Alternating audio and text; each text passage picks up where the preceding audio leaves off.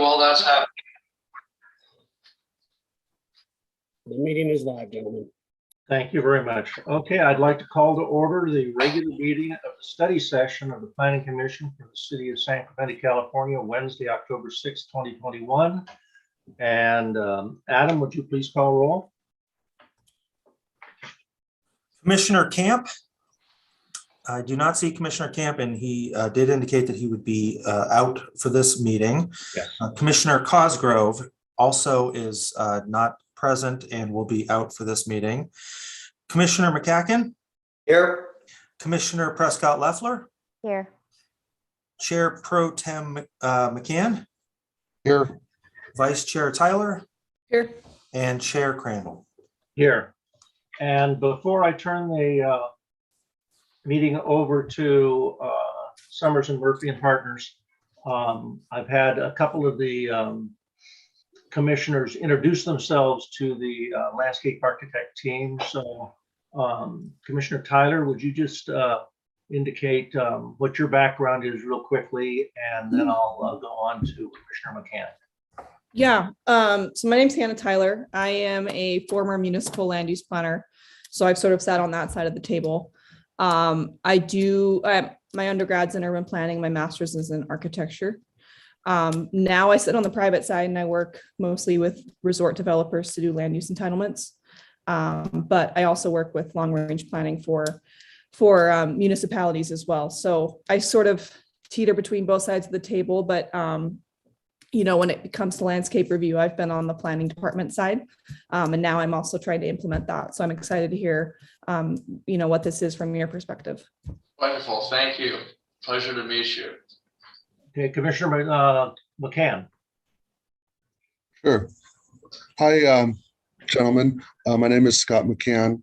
I am a developer. I formerly worked for home builders. In fact, we used SMP on multiple projects. I think when I was with D.R. Horton. So I've used landscape architects a lot, and I'm familiar with the process. Great, pleasure to meet you, Scott. Nice meeting you. I think I remember you. We had the pleasure of working together in the past. Yeah, I think so. Okay, Thank you. so let's go ahead and turn the study session over to Pat Murphy, and I'm sorry, I didn't catch the other gentleman's name. Justin Kruger. Okay, Justin, very good. And the meeting is yours, and Adam will do your PowerPoint work for you. Great, thank you very much. Thank you, guys. Well, quick little briefing on our company. Summers Murphy and Partners, or now as we're called, SMP Environmental Design. We have 28 highly qualified employees that include designers, staff. Our company's been around now 58 years. So 36 years ago, we had the pleasure of applying for the position of landscape architectural consultant to the city of San Clemente. We're very thankful to work with a great city as yours. And because I reside in San Clemente too, take a great deal of pride in everything we do when it comes to reviewing the plans and participating in anything that you as a city need for consulting purposes. We've had the pleasure of working with all of the departments there. We provide very prompt service and response. I'm sure Adam can attest to that. We do numerous things for the city that involve anything that deals with the environment, and we're always happy to help. So thank you for the opportunity of all these years of allowing us this privilege. This PowerPoint or this presentation, I will elaborate through this. I know your time is very precious, so we'll make it very prompt so we respect your time.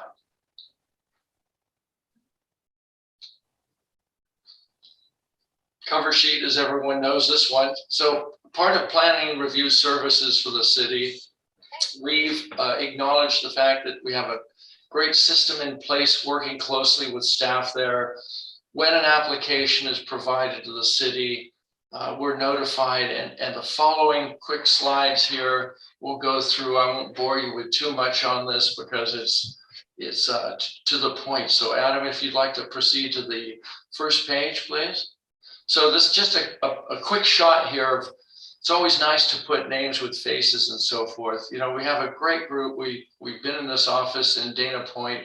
As I said, the company's been around 58 years. We've resided in Dana Point for about 53 of those years now. So we're very close by. One of the advantages, many advantages we provide to the city is our proximity, and that when the RFP had gone out 36 years ago for these services, I quickly hopped on this, realizing that we're a vital part and have a great interest in the city and protecting its interests. So it was very, very fortunate that we had the opportunity to be selected as the landscape architectural consultant to you. Next, please. So process-wise, I just wanted to go over these briefly with you. Typically what happens is the applicant comes in and they provide the necessary sets for review.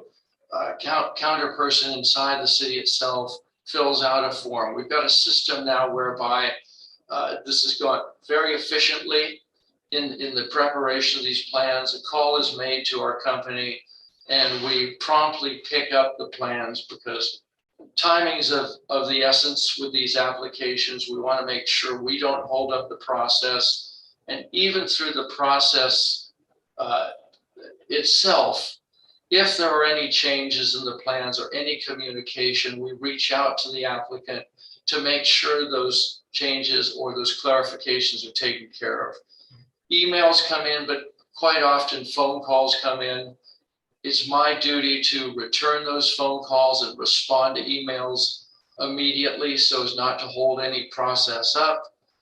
We know there's different departments these things have to go through. So again, we're very responsive in that respect. And fortunately out of that, we receive a lot of compliments because as landscape architects and what we do, we work with all the different counties and cities. And we took this job on to help out the applicants and make the process much simpler and more friendly, you might say. So correct me if I'm wrong, and if there's any issues, please let me know right away. But we've made a great strive to accelerate the process and turn this over as quickly as possible. And through these different stages here, they are rather technical, but again, clarifications are made, responses are made, and we quickly turn them around for any of the final approval.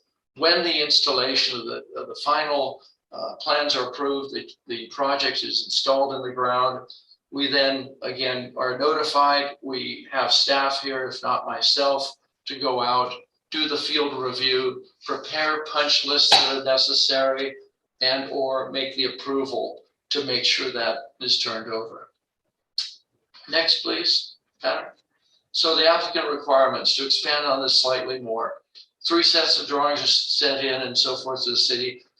Water requirements, we're all very concerned with that. So requirement by the state has always been, our company is one of the very few landscape architectural firms that has in-house irrigation designers. They're all certified auditors. So we have the ability to look at these plans in a very technical manner to make sure not only the state requirements are met, but all of the requirements for the city, that we want to make sure that the irrigation design and the planting design correlates and it is approved in the proper way. If there's any corrections to be made, again, our irrigation department itself can make those comments and those can be taken care of.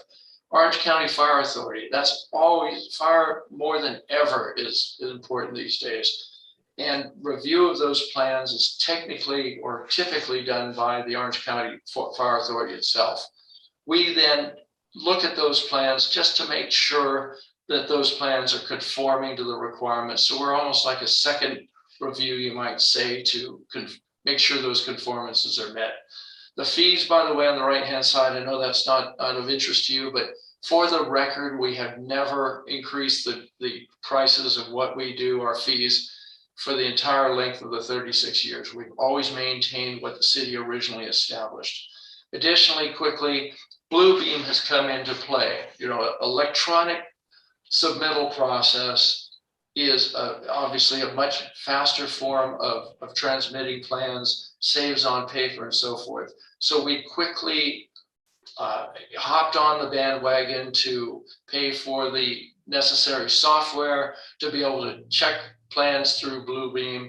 Recordation of that is sent back. In fact, I just finished one on Marquita tonight, sent that back to Chris Wright on the environmental portion of that Marquita slope, because very sensitive condition there where LSA was hired as the environmental consultant. And we then took that information and further commented on it to refine what's necessary. Next, please, Adam. So the scenic corridors, critical to San Clemente. There was a book that was generated by the city many years ago that probably could be updated and also the landscape requirements, which we took upon ourselves to do years ago too. But this particular book recognizes the primary corridors in San Clemente. And so when an applicant comes in and any of these corridors that are affected by the application are concerned, I have that knowledge to go through those and make sure those are respected. Now, things have changed over the years. For instance, the eucalyptus tree. There's a eucalyptus corridor in San Clemente that typically, because that tree is a very fast growing tree and is fire prone, we've made some adjustments. So you might say some of this has been improved over the years, but we do respect the corridor manual to make sure those applications are conforming to that. Next, please, Adam. So part of the plan review services, part of what we do for the city is respecting, again, as things change in our society, from water and conservation of water and again, the different amenities that are proposed in landscape architecture. We want to minimize turf, for instance, large turf areas, and only use those for areas that are put into use and not for areas on these projects that would be just used for aesthetics. So that's a concern when reviewing the plans. Consequently, efficient irrigation systems tie into that. Again, we don't want to, with turf, it uses much more water than deep-rooted, more native plantings. So efficient irrigation systems are integrated. Drip and micro spray irrigations are the common denominator that's used in all of these projects anymore because they're most efficient for watering. Soils analysis. San Clemente, unfortunately, has been blessed with what's called a boron soil composition.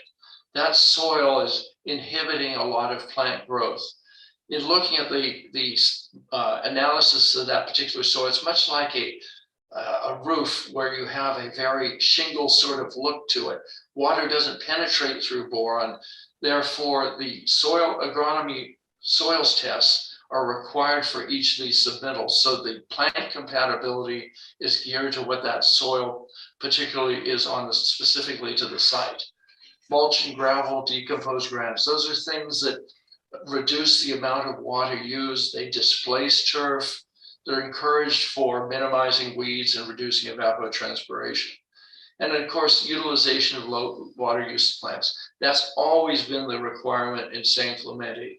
We have taken upon the duty of refining the plant lists that are successful and not successful and synthesizing that.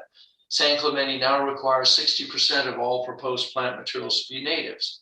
We want to encourage natives in all of these applications because they are what survive when water is not available. And the duty here is to make sure the applicant provides a design such that it outlasts the water requirements that would normally be required by higher water use plants. So with a reduction in availability of water, the idea is to have these projects sustain through the drier times and not present a very dead or dying sort of presentation to communities.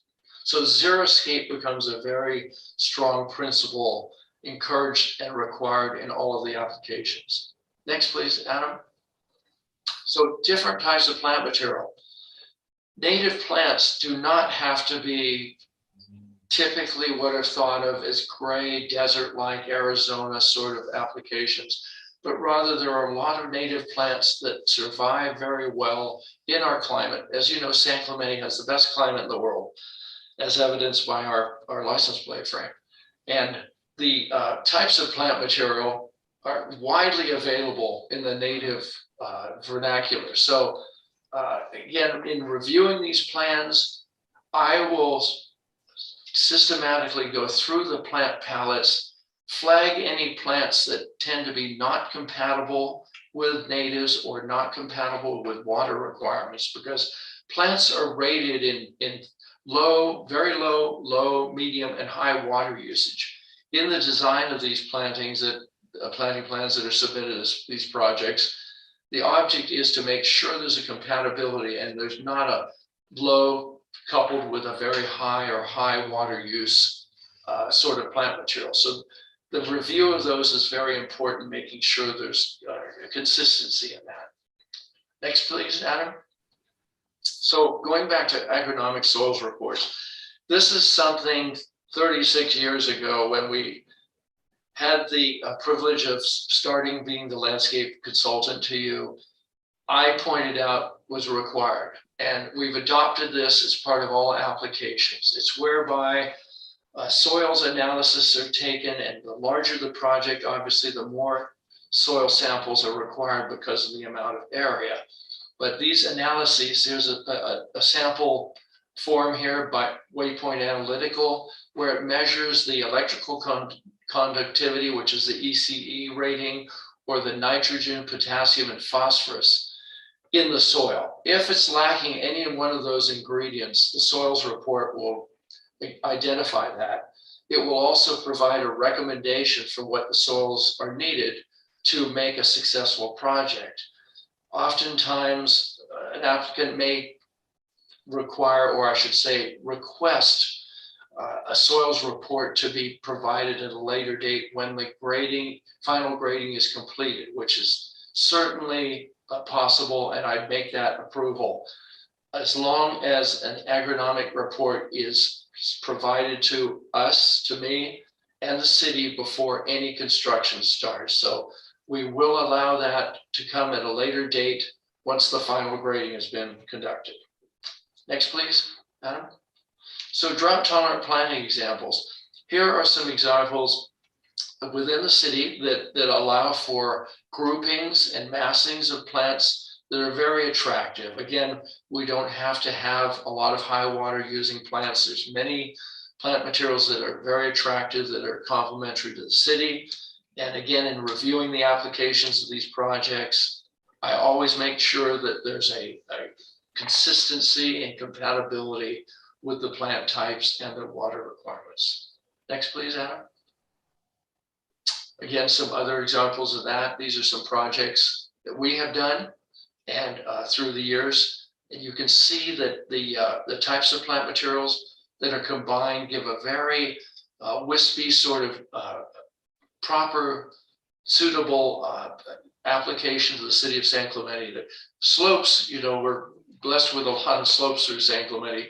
So it's difficult to prepare those, the soil types and so forth. You're not able to prepare a slope the same way you would a flat area or a moderate grade. So plant materials selected for slopes have to be very durable and very erosion controlling. And we all know that that's the key element here, is to maintain soil stability while maintaining low water usage. Next, please, Adam. So how landscape can detract from architecture. Here we've got conditions whereby in San Clemente, where planting has been provided in their front yards, the applicant, again, these are just some poor examples of what not to do, where plants were just used in numerous combinations, not to really provide any sort of concept that's that's very appealing, you might say, but rather a little haphazard in the planting. You don't want to do the large palms and parkways that in that sort of spacing that cover up the architecture.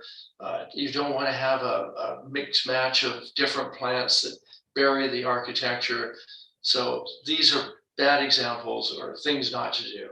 Next, please, Adam. Here are some examples of complementary of what plant material can do to reinforce the style of architecture. When looking at what is provided in San Clemente, being a Spanish heritage architecturally born town, we look at what types of plants should be utilized with that style of architecture. There are basically many, many types of plants that are available, but you want to suit the types of plants to the architecture and complement it. Look at how to take care of barren walls, how to take care of negative qualities of architecture, and then reinforce the good qualities of it. So these are some examples of projects we've done and how those plant materials can be handled. Next, please, Adam. Again, outdoor spaces.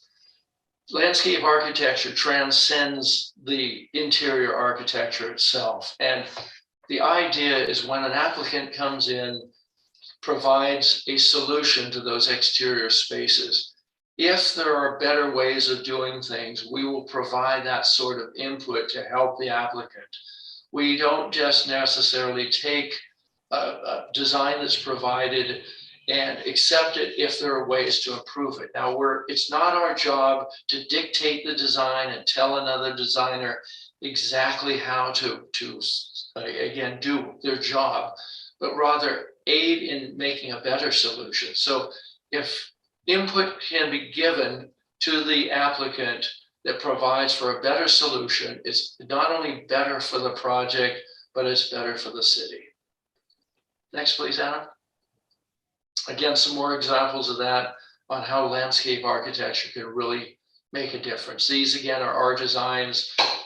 We've obviously, being around 58 years, we do a lot of work. We're very blessed to be able to work for a lot of different clients and do some of these fun things.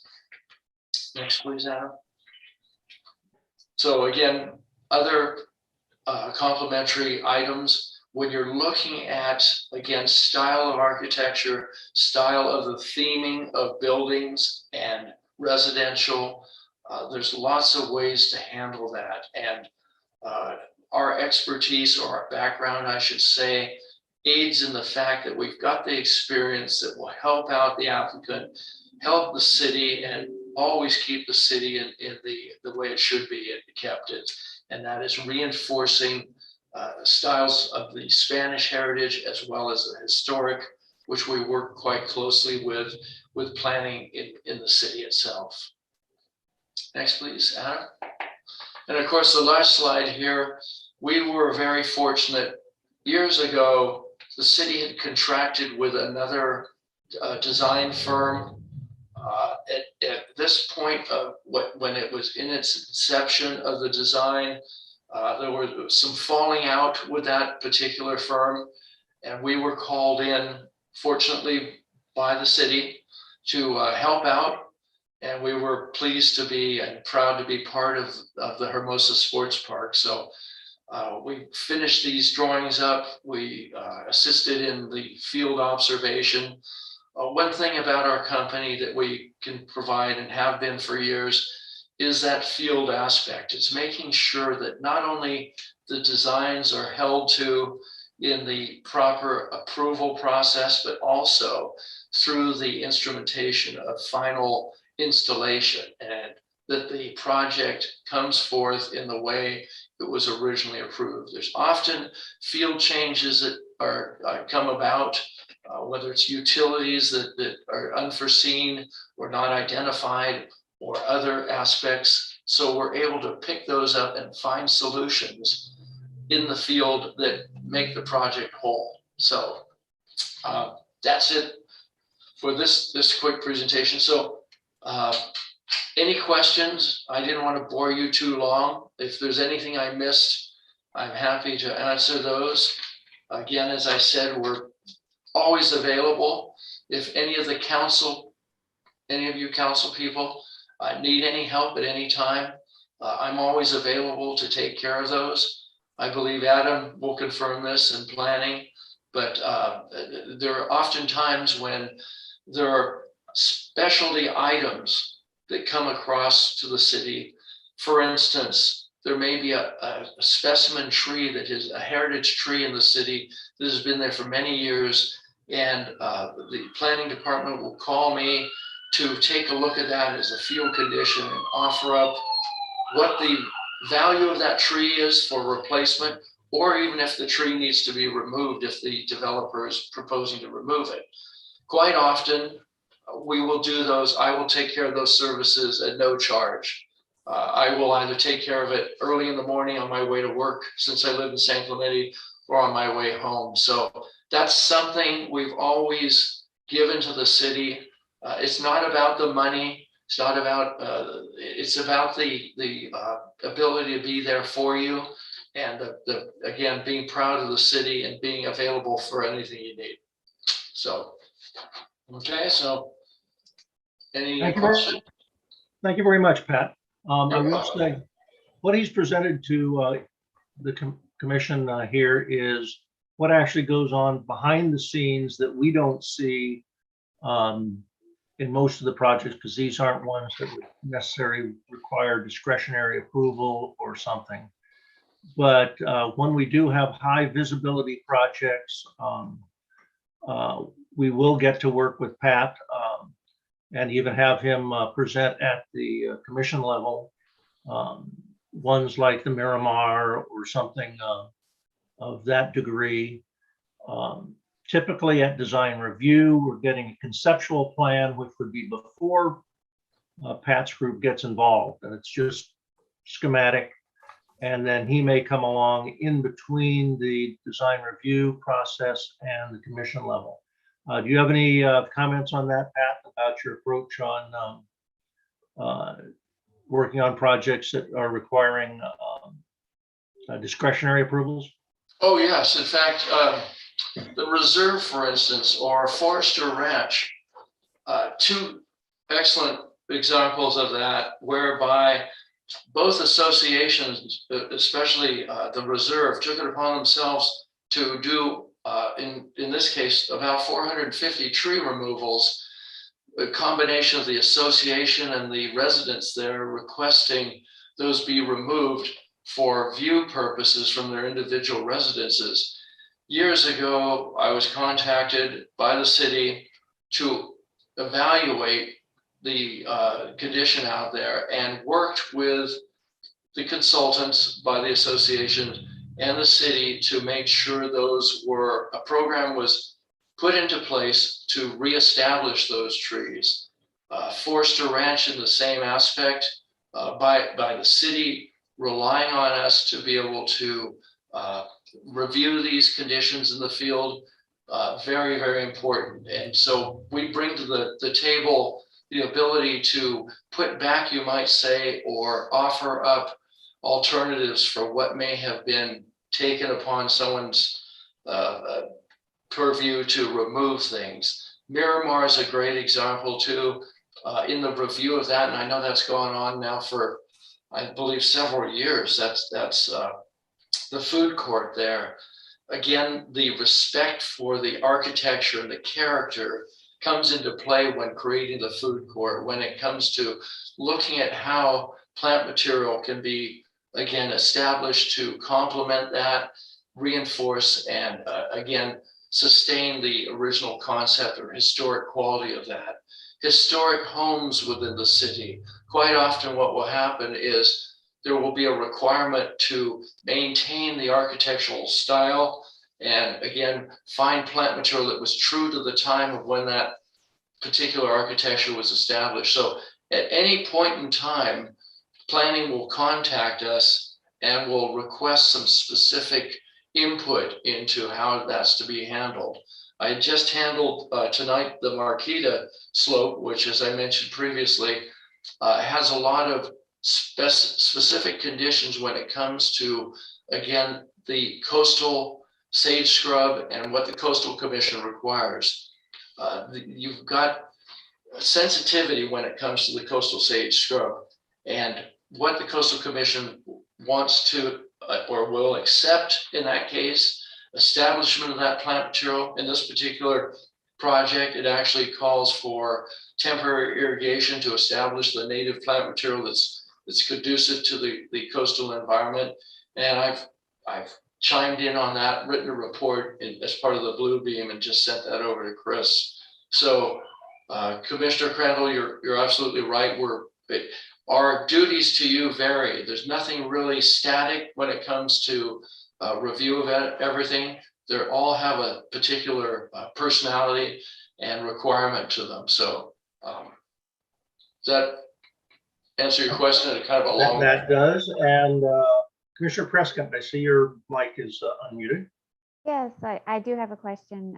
Pat, you were talking about the drought tolerant scapes. And with regards to slopes and bluffs, I notice there is more and more use of large boulders. Is weight considered on these bluffs as far as how large the boulders are? Oh, absolutely. You know, the geologic engineer, which determines what the stability of the slope is, quite often in some cases, we've experienced conditions where they will not allow even plantings or disturbance of that slope once it's structurally established for our project. So we've had conditions where smaller plant material is only allowed. Even box trees, large box trees present a lot of weight initially on the slope. So because plant material has what's called a root to shoot growth ratio, meaning the growth of the roots should be equal to the growth of the top, the roots allow for stabilization and adherence of that slope to hold the slope in place. When you place large boulders in some of these slopes, if they're of any magnitude, they can add to that weight, obviously, and create a landslide or, again, start one. But so that's typically with boulder treatment, you would put them at the base of the slope for aesthetics purposes, but also for stability purposes.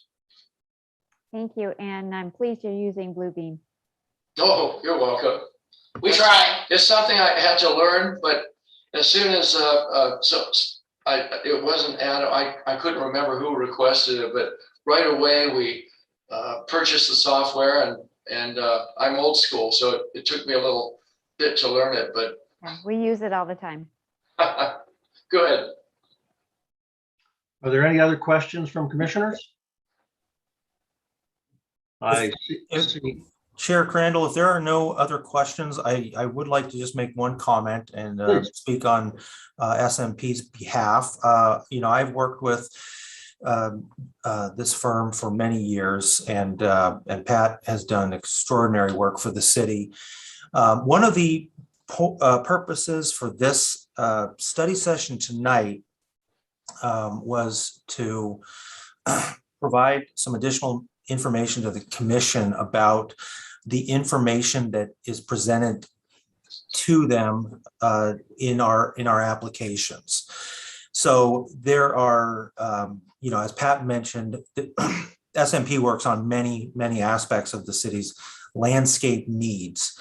As it relates to the Planning Commission, they serve, and one of their slides indicated this, and I just want to bring attention to it, that they serve as a member of the city's development management team that reviews projects that are discretionary in nature.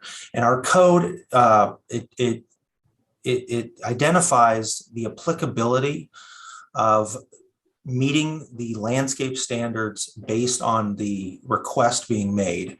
So not all projects require a landscape review by SMP.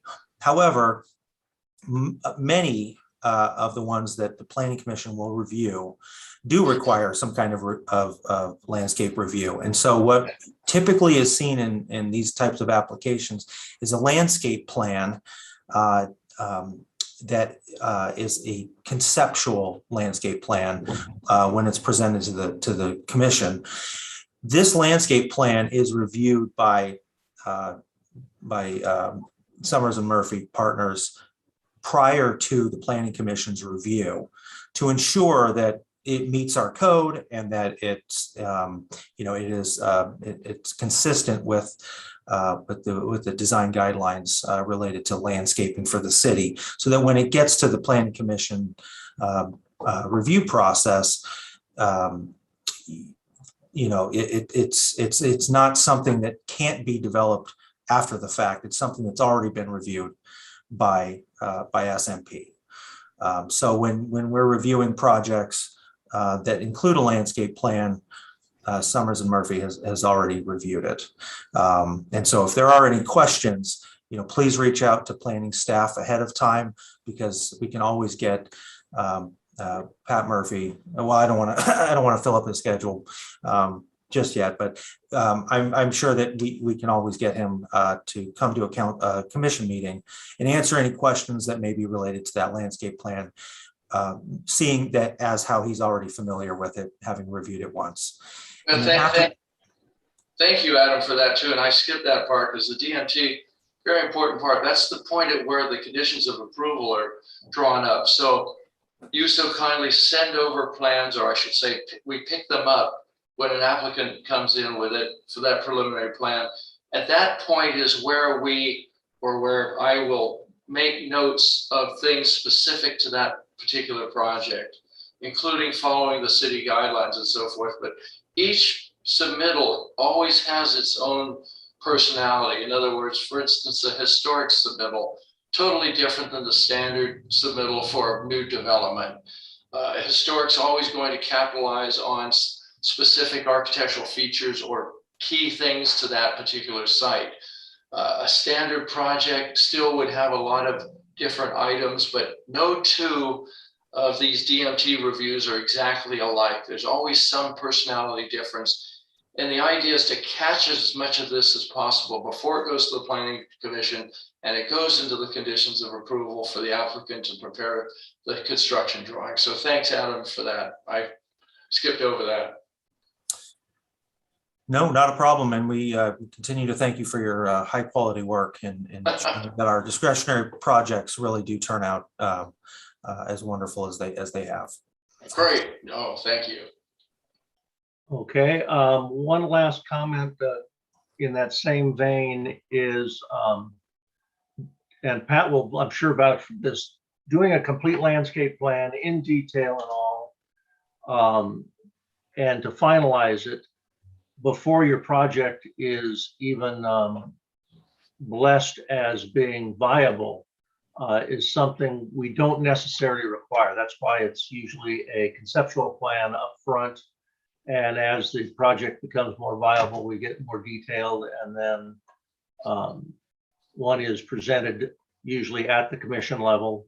And even sometimes it's, we'll have a finding that says, it's still too sparse as far as it, and that the condition is that it be reviewed by Pat Murphy's group prior to finalizing the plans. And we've been blessed that our comfort level in doing that, they have not fallen short of once, as far as I'm concerned, in covering us as far as making sure landscaping is up to snuff for the city. If I see no more questions, I want to thank Pat, and have any other comments before we adjourn so people can get a snack before our commission meeting? If you ever have any questions, we're always there anytime. Very good. And we'll go through the normal, we'll go through the planner to access you rather than giving you 5 a.m. Phone calls. Oh, I don't mind 5 a.m. I'm up at 4. Very good. Okay, Adam, do you have any last comments? Nope, it's 6:41 right now. I just let IT know that we will go into recess until 7 o'clock and start the regular meeting then. And we have these 5 commissioners are all going to be there for the meeting, so we won't have to wait for anybody, and we can get started right at 7 and move this along. Thank you, everyone. Well, thank you, everyone. Thank you for your time. Have a great evening.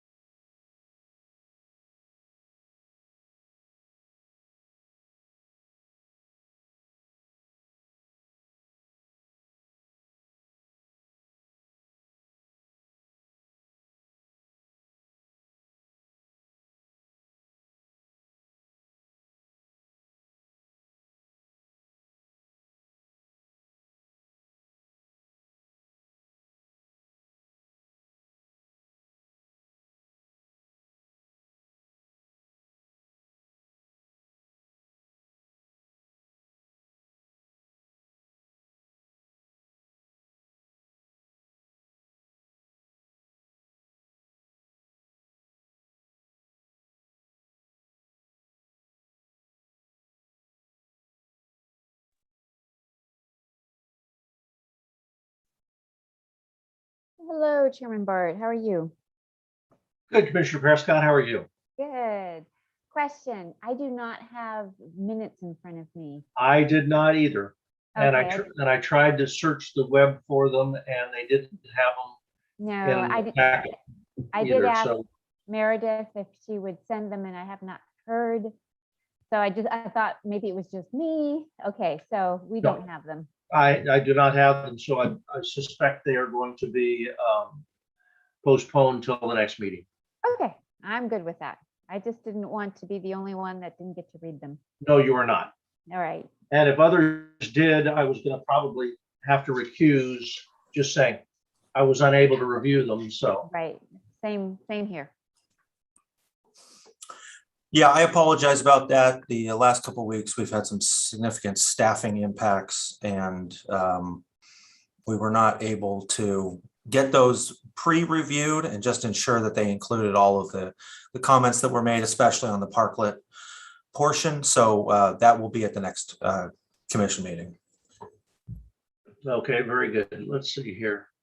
Well, Scott, are you back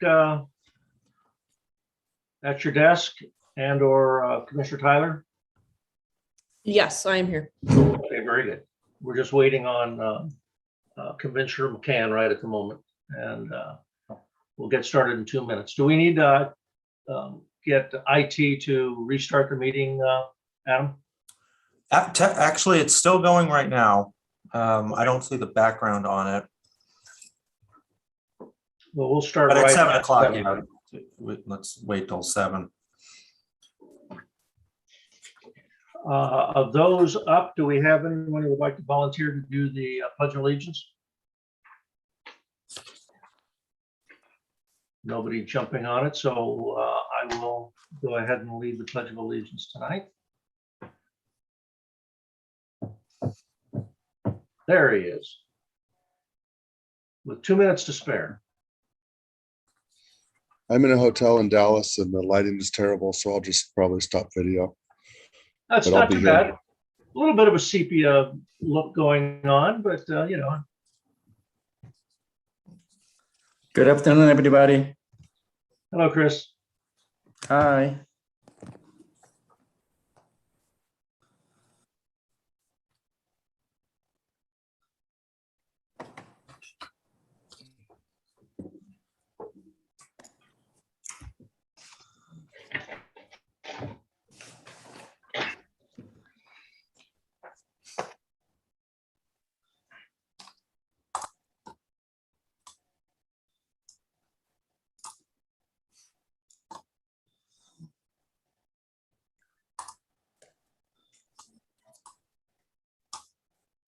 Hi, Chris. This is Jennifer. The meeting hasn't started and our item is later in the meeting. So if you'd like, you can turn your camera off until they Okay. call up the item. Thank you. All right. Okay, it's 7 o'clock, so I will call the meeting to order. We'll call the meeting of the regular meeting of the Planning Commission for the City of San Clemente, California, Wednesday, October 6th, 2021 meeting to order. I will lead it in a pledge of allegiance. Go ahead and just keep your mics muted. I pledge allegiance to the flag of the United States of America and to the republic for which it stands, one nation, under God, indivisible, with liberty and justice for all. Adam, would you please call roll? Commissioner Camp. Commissioner Camp is not present today. Commissioner Cosgrove. Commissioner Cosgrove is absent as well. Commissioner McCacken. Unmute your mic. Here. Commissioner Prescott Leffler. Here. Chair Pro Tem McCann. Here. Vice Chair Tyler. Here. And Chair Crandall. Here. The next item is special orders of business, a special presentation. We have none. Under new business, we have one item, an accessory dwelling unit review being presented by BBK and Todd Leishman is presenting it. So Todd, you have the floor. Thank you, Chair. It's nice to meet you, Chair and Commissioners. It's been a while since I've visited San Clemente's Planning Commission, some years, I think. Yeah. So you're all new to me. And Not everyone. I've been here for you. Oh, maybe you just got a haircut. Well, probably so. A few more wrinkles. It's nice to see you again. It's nice to meet the rest of you. My name's Todd Leishman. I am an attorney with Best Best & Krieger. Best Best & Krieger, as you know, is the city attorney for San Clemente. And my practice focuses on housing and land use. And for a number of years now, it's focused on ADUs in particular. So my purpose in speaking with you tonight is to just provide an overview of ADU law, sort of the legal landscape that we all work in, so that might provide some context for you as you consider ADU applications and projects in particular settings. And that won't happen very often, actually. Most ADU projects you will not see, but we'll get to that. So just in general, for years, the state has allowed cities to have an ADU ordinance. And when we talk about ADUs, that's accessory dwelling unit. I should clarify that. For a long time, we called them granny flats or second units, and there wasn't a lot of uniform terminology used from city to city. And for some years, the state allowed cities to allow second units. And then in 2017, the state got really serious about it as part of its effort to address the housing crisis. And instead of just allowing cities to allow them, the state said accessory dwelling units are now allowed, period. And the state ADU law established a handful of standards, very few. And it said that every city may adopt an ordinance of its own to regulate ADUs, but those cities, whether they have an ordinance or not, we have to ministerially allow them. If they satisfy the statutory standards, and if we've adopted an ordinance of our own, the statutorily permitted standards that we adopt locally. In large measure, the state in 2017 tied city and county hands when it comes to ministerial ADUs. I've heard it said that it's a cram down from the state. That might be a strong language, but our hands are largely tied. And since 2017, in every legislative session, the legislature has revisited the ADU statute and has tightened those cords, or the handcuffs, as some might think of them. So in 2018, I believe, the legislature added junior ADUs to the mix, and we'll talk about those in a minute. And in 2019, I think it was, maybe it was 2018 as well, the state added expanded the right that property owners have to create an ADU beyond single family lots to include multifamily lots. And that was pretty groundbreaking, because for a long time, for decades, accessory dwelling units were only really a topic on a single family lot with a single dwelling. But with the 2019, I think it was 2019, the 2019 expansion of the ADU statute, ADUs are allowed even on multifamily lots.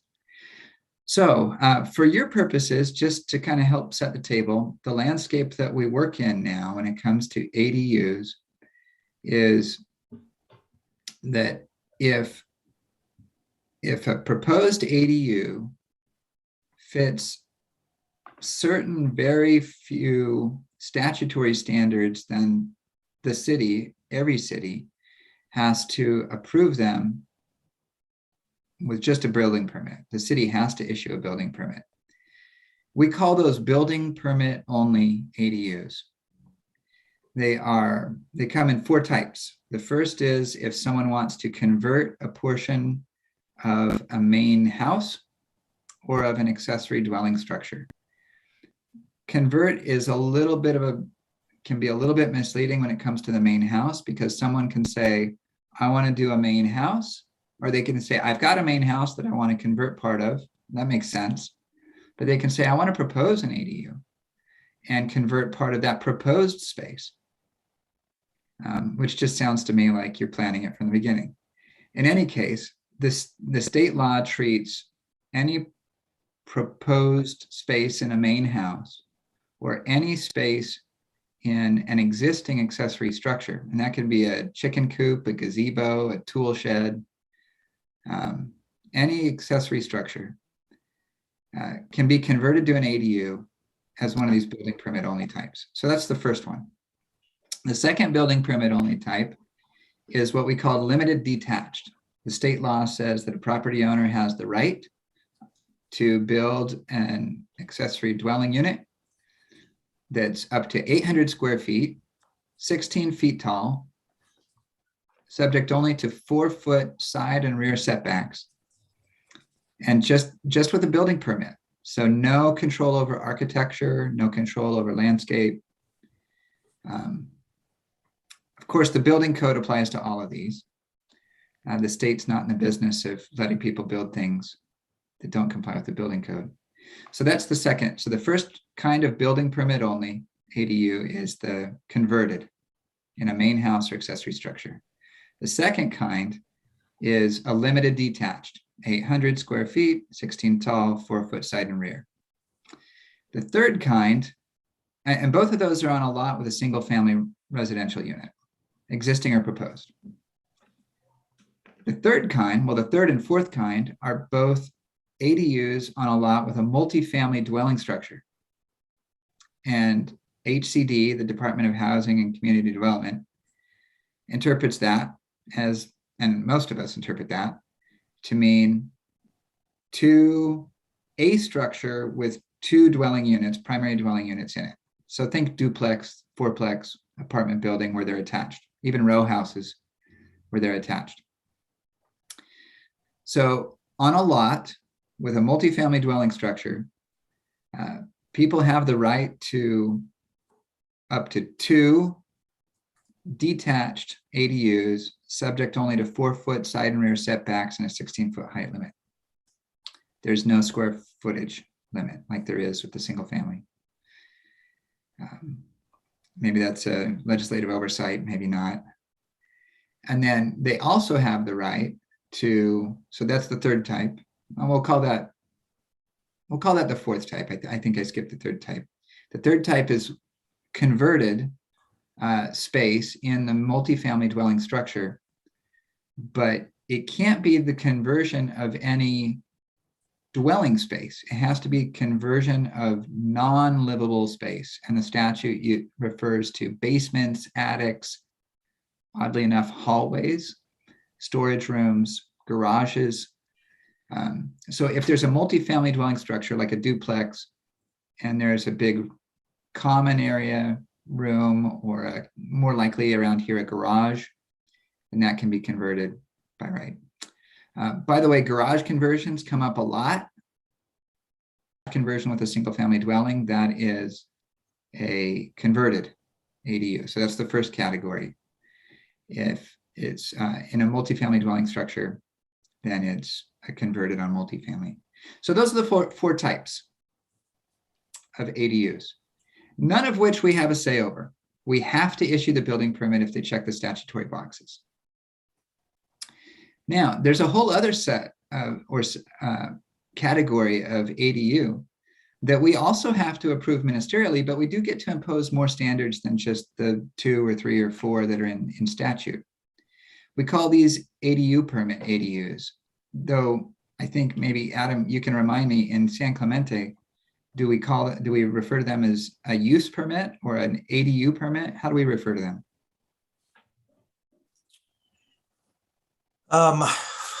Yeah, well, we have I don't, we have Jennifer Savage here with us, and she might be able to speak to this. But Jennifer, can you remind me? I forget what the term is that we used in San Clemente.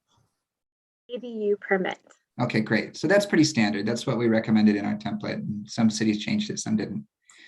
So for ADUs that do not qualify for the building permit only by checking those boxes for under the statute, then we still have to ministerially approve them if they check all the boxes under our standards, and they all have to be objective, absolutely objective standards that we can impose. So state law does allow us for ADU permit ADUs to impose architectural standards, landscape standards, but again, and front yard setback standards. But again, all of that has to be objective. So when it comes to these ministerial ADUs, we don't get to think about whether or not that ADU is reasonable or compatible or harmonious or appropriate. All those words that we love to think about in design review, right? It can't be based on our opinion, our preference. It has to be based on a quantifiable, objective standard that exists and is verifiable without regard to anyone's particular thoughts. So those are the restraints that we work in, and cities up and down the state since 2017 have done the hard work of crafting a set their own objective standards that apply to these ADU permit ADUs. And San Clemente has a robust palette of those. So, and then lastly, while the statute doesn't expressly provide for this, HCD has blessed it. Cities may, and San Clemente has, allow for adoption or approval of an ADU that does not satisfy the statutory criteria for building permit only, and it doesn't satisfy the local objective standards for ADU permit. We can still provide them an avenue to approval through a discretionary approval. And we've done that. Here's what I conflated, Adam. We've done that in San Clemente, I believe, with a use permit. Am I right? We've done that with an architectural permit. Architectural permit. Thank you for the correction. So that's it. We have two ways for an applicant to have an ADU approved ministerially by under the statutory criteria where we don't have a say, under an ADU permit where we have more of a say, but it still has to be ministerial and entirely objective. Or lastly, if they don't qualify for either of those, then we can do it through an architectural approval. So that's kind of the big picture. There are restraints on those objective standards for ministerial approval. They're all baked into the city's current ordinance. The current ordinance complies with state law, though the state law is always changing. Even as recently as a week ago, the legislature fiddled with the statute again. And unfortunately, there's this draconian provision in the statute, in the state law, that says that if a local ordinance is not consistent with the statute at any time, then the local ordinance is null and void, entirely null and void, not just as to the inconsistent provision, but the whole ordinance is null and void and unenforceable. And then if that's the situation, then the city has to review any ADU that comes in under just the one or two criteria in statute. And it's really kind of a free-for-all. So most cities want to meticulously watch any change in state law on ADUs to make sure that we're lockstep with any change in Sacramento, to make sure that our local ordinance is current, compliant, and therefore valid and enforceable. Oh, I should mention, there is a subset of converted ADUs called junior ADUs. Sometimes it comes up with garage conversions. The only real significant differences between a junior ADU and a converted ADU are simply that junior ADUs are limited to 500 square feet or smaller.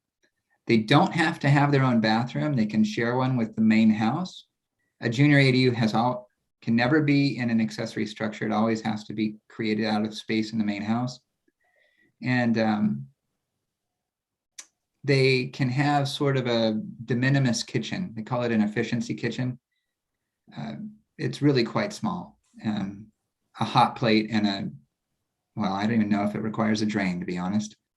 So it's really pretty minimal. And then the owner occupancy is required for a junior ADU. We cannot require owner occupancy for any of the others. And again, the city's ordinance is consistent with all this. This might feel a little in the weeds, and if so, I apologize. I just kind of wanted to give you a sense of the broad state policy that strongly favors the development of ADUs and kind of the contours or the guardrails that cities have to work in, and how much our hands are really tied whenever someone comes in with an application that satisfies either the statutory criteria or the local objective standards. We have to say yes, and we don't get to say no. In a discretionary setting, that's another issue. Actually, I should probably end with this one last thought, that it is possible for someone to propose an ADU concurrent with another project, such as someone proposing a main house with an ADU. We have to treat that ADU, if it qualifies for ministerial approval, we have to treat it ministerially. We can't pull that into the larger discussion about the approval of the main house, for example. So if you're looking at a renovation of a historic home and they want to add an ADU, you need to really separate any discussion of an ADU. You can't really pull the ADU into your consideration of that renovation of the historic home. Or if someone comes in and they have a vacant site and they want to build a new custom home and there's some design review or architectural review involved, we don't get to, just because there's an ADU attached to it, doesn't mean that we get to think about an ADU in those same ways. We always have to treat that ADU independently and under the ADU statute and the ADU ordinance, even if it's being proposed at the same time. That's not to say that you can't take the inevitable ADU into account when you're looking at the main house, and exercising your discretion about how that should look or be appropriately conditioned. But that's where staff and the city attorney's office can really help guide you when you get into a conversation about a mixed project like that. We might send you hand signals and say, I think we need to separate discussion of the ADU and set that aside. But for what it's worth, I think that might help you as you enter this crazy world of ADUs and the state ADU law. That's it on ADUs. Adam, did you want me to touch briefly on SB 9, or do you want to do that later? No. So what we'll do, there are some commissioner comments in the past have requested some info on SB 9 and SB 10. Later in tonight's meeting, we'll address those two recently adopted provisions, but recently adopted, not yet effective state codes. What I did want to do is just do a quick screen share of the city's municipal code, just for everybody's edification about where they can find our what we're referring to as our accessory dwelling unit provisions, most of which are the regulations that would assist somebody in acquiring a by right permit. So I'll do that real quick, just so everybody's aware. Adam, I probably should have asked the chair and commission, do you have any questions for me after hearing me drone on for 15 minutes? I actually have one question for you. in our multifamily zones, this effectively says the density pretty much can always be 1 unit higher than what our code says, with the applicant just saying, no, that last unit's an ADU. It's actually more than that, Chair. It's any multifamily, any lot with a multifamily dwelling structure on it. I'm gets talking about two. a new project. Well, the multifamily dwelling structure has to exist before they have any right to an ADU. That's what I was hoping to hear. Okay. Yeah. Understood then. So at least on the multifamily, it's got to be a two-step for a developer. If they want to come in and do a duplex with a couple of, they could actually get 3 extra units. They could do 1 converted unit in that structure if they design it to leave space for that. And they could get 2 limited detached ones on the property as well. So that's a total of 5. So they can come in, they'd have to come in though and get the duplex and have that done and existing. And I think we would probably interpret that to mean a certificate of occupancy. And then they can apply for the 3 other ADU units. So yeah. Now you said on single family though, they could come in up front and have their ADU. Is that correct? Yeah, yes. Single family is a little different. They can propose the single family residence and an ADU or a junior ADU, or both, actually. State law gives people a right to do both, a junior ADU and an ADU with a single family unit. They can propose all 3 of those at the same time. Okay, Commissioner Prescott, you have a question? With that formula, so you have a single family home, the junior and the regular ADU, how many duplexes can you add to that? 2? No, we're just talking about a lot with a single family dwelling on it. So 1 lot, 1 main house, they get a junior and an ADU. Where does I'm holding up too many fingers. I'm sorry. It's 1 lot with 1 house and a junior and an ADU. So No duplexes allowed. no that duplexes, scenario. even under SB8 or SB9? Well, SB8 is not relevant to duplexes. SB9 is complicated. We're going to talk about that in a couple of minutes, or in a few So minutes. I guess. have an understanding that you can have as many as 2 duplexes, 1 ADU, 1 junior ADU, and the main house. No. No. So for purposes of SB9, there's a maximum of 2 units of any kind Any kind, okay. on a single family residential lot. So, and again, this is only for purposes of SB9, but for those 2 unit projects that are allowed under SB9, which we'll talk about more later, I think, ADUs and junior ADUs count the same as a primary unit or a duplex unit. So if there's a primary house with an ADU on the property, they're maxed out. Under SB9, they've already got their 2 units. You don't get any more. Okay, and what is the state setback? Is it 4 feet? It's 4 feet, What side is and our- rear. Side and rear, and the height is 16. What is the city of San Clemente setback? The city of San Clemente's setback for ADUs, Or just in general? well, it's irrelevant to ADUs, but Adam or Jennifer can speak to what the general zone setback is. I think it might vary.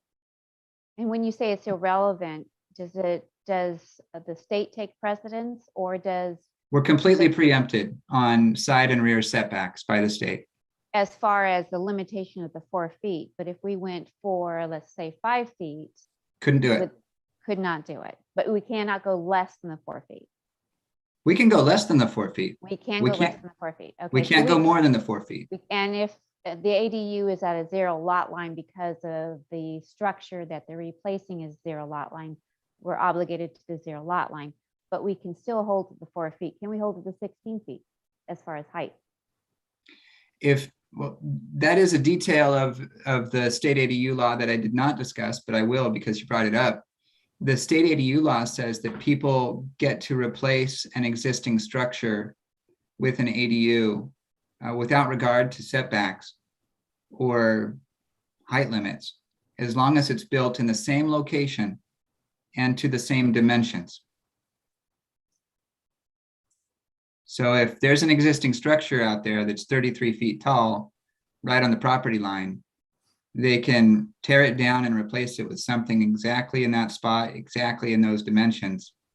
But if And- there's not, then the current zoning would. If there's adhere. not, then they're going to have to follow the rules for ADUs, which mean 4 feet side and rear, 16 feet tall. 16.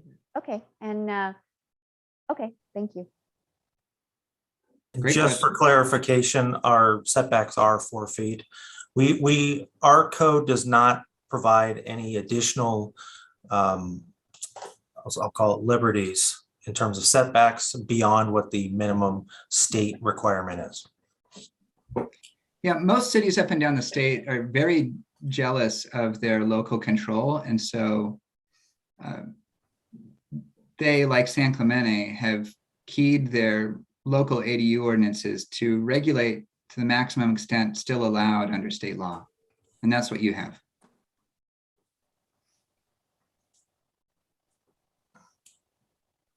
Okay, and then just one, Todd, if you could just expand on one more item. So, and I will go back to sharing my screen just one more time. Let's see, it's that one. Yeah, I apologize, Adam. I think you were bringing that up for a reason, and I kind of.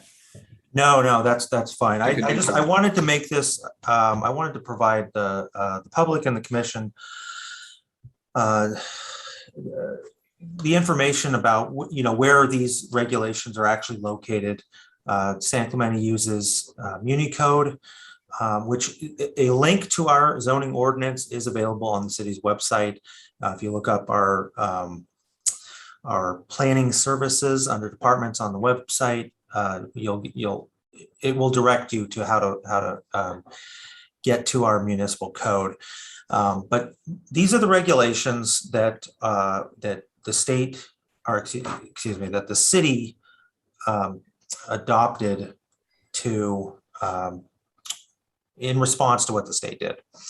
So most of these regulations are what we're referring to as the ministerial or by right regulations, meaning if you meet these regulations, then either a building permit and or an ADU permit is required for approval, which is ministerial in nature.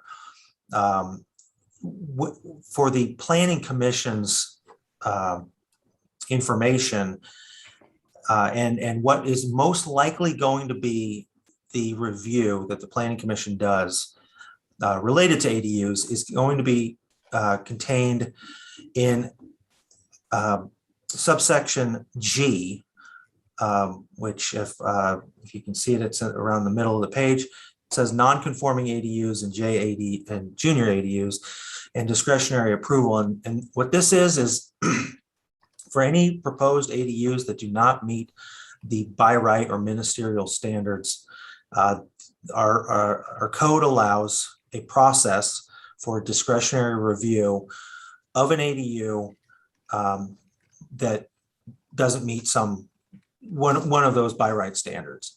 And so I would, Todd, if you could speak a little bit about what the purview of the planning commission is in relation to an architectural permit and the underlying land use associated with ADUs.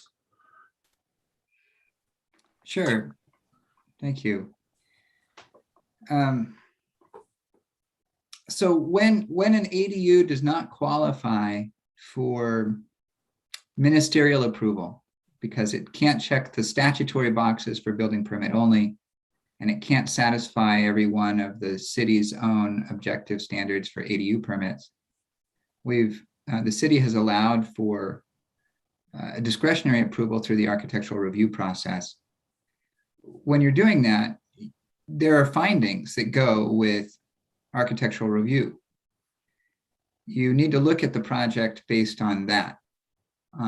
It's not really a question of whether or not you think there should be an ADU there.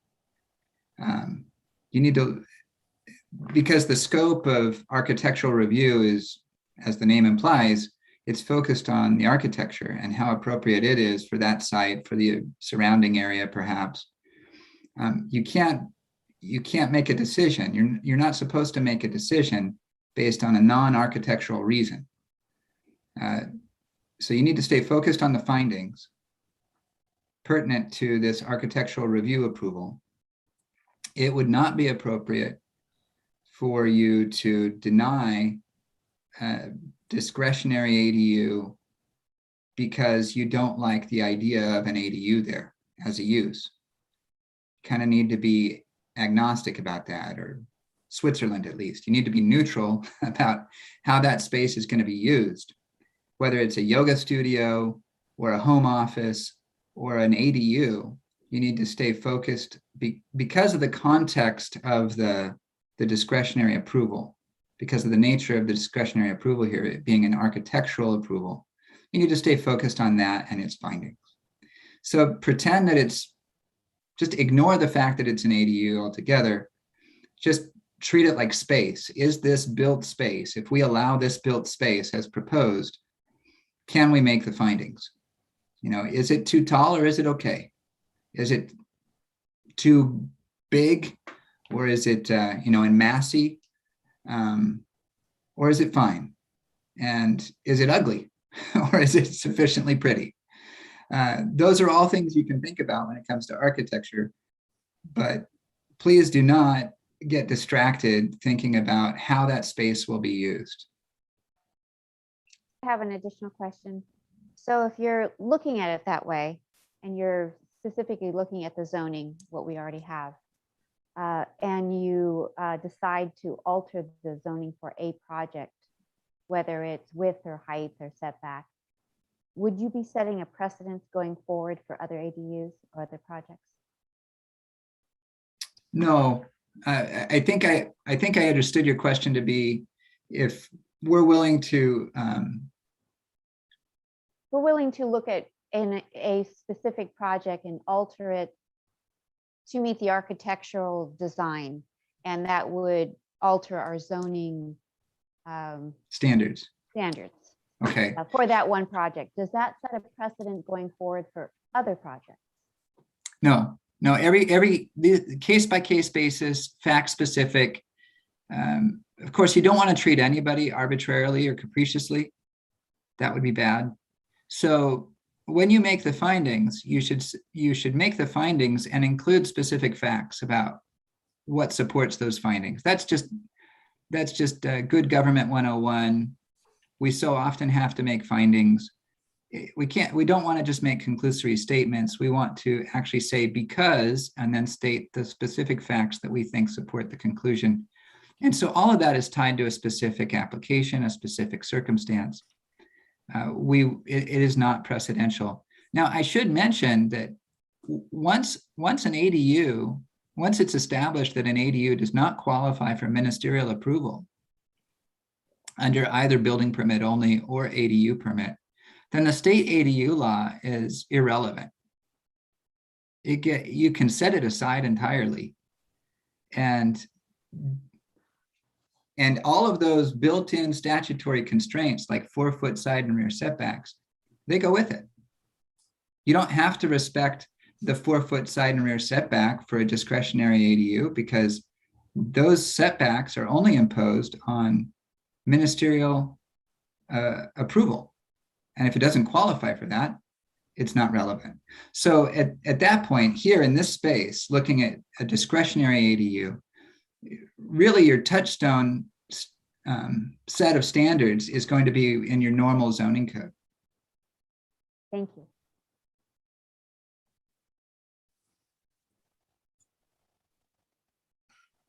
Adam, do you have anything to add?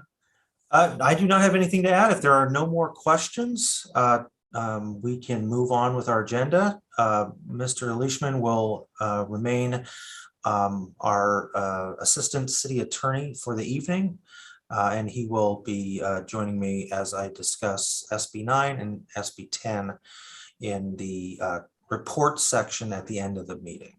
I have a question. Commissioner McCacken. Yeah, since you said you could convert a chicken coop, if I have a patio in my backyard, right? It's detached from my house. Is that considered a structure? I might have been a little glib in referring to a chicken coop. Most cities interpret the law, and I think rightly, to mean any legal building. So, So is a patio considered a legal building? well, I think you'd have to look at your code to see how it defines structure, accessory structure.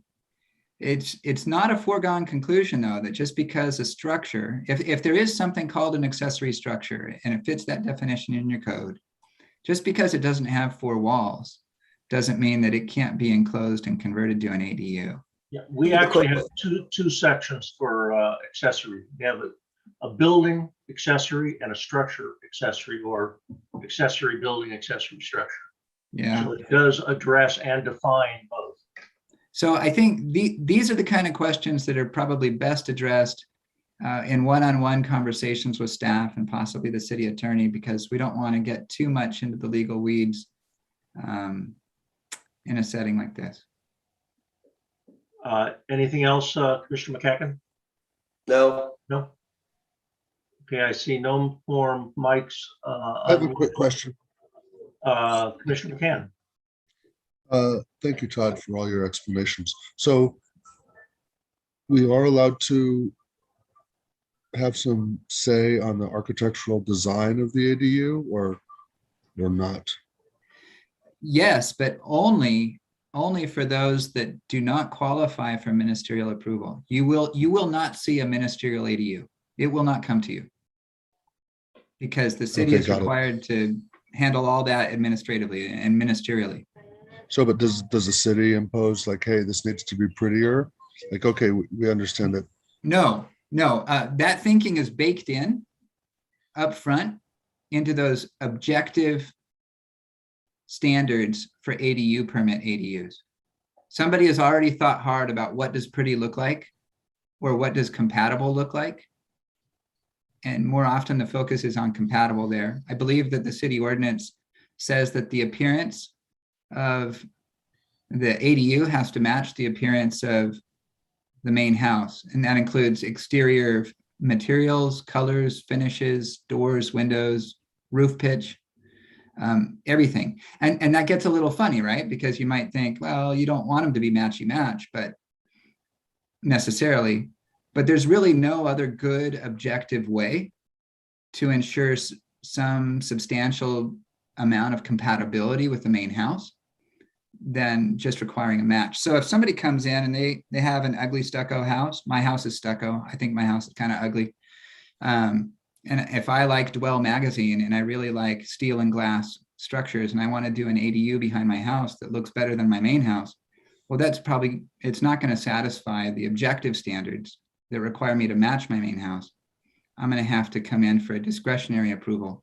And then in San Clemente, the planning commission would see that for an architectural approval, and you would get to opine on whether or not you like my steel and glass Dwell magazine ADU, and whether you think that's appropriate and pretty.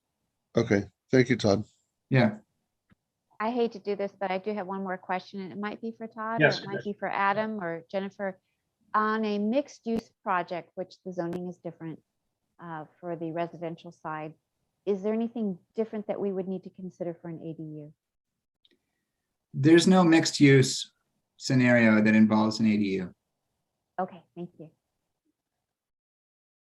Yeah, I think also to clarify that, Commissioner Prescott, is we do allow 100% residential in the one we're reviewing tonight, the MU 3.1. It can be a full residential project.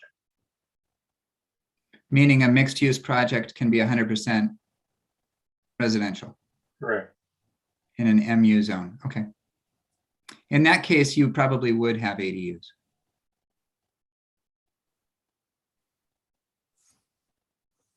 Or at least the potential, Yeah. I should say, for ADUs. Okay, Adam, so we will close the new business. Thank you very much, Todd. That was very, very helpful. The next item this evening is minutes. We were not provided with minutes in our packet, so we're going to have to defer to the next meeting to review those if they're provided. The next item is oral and written communications.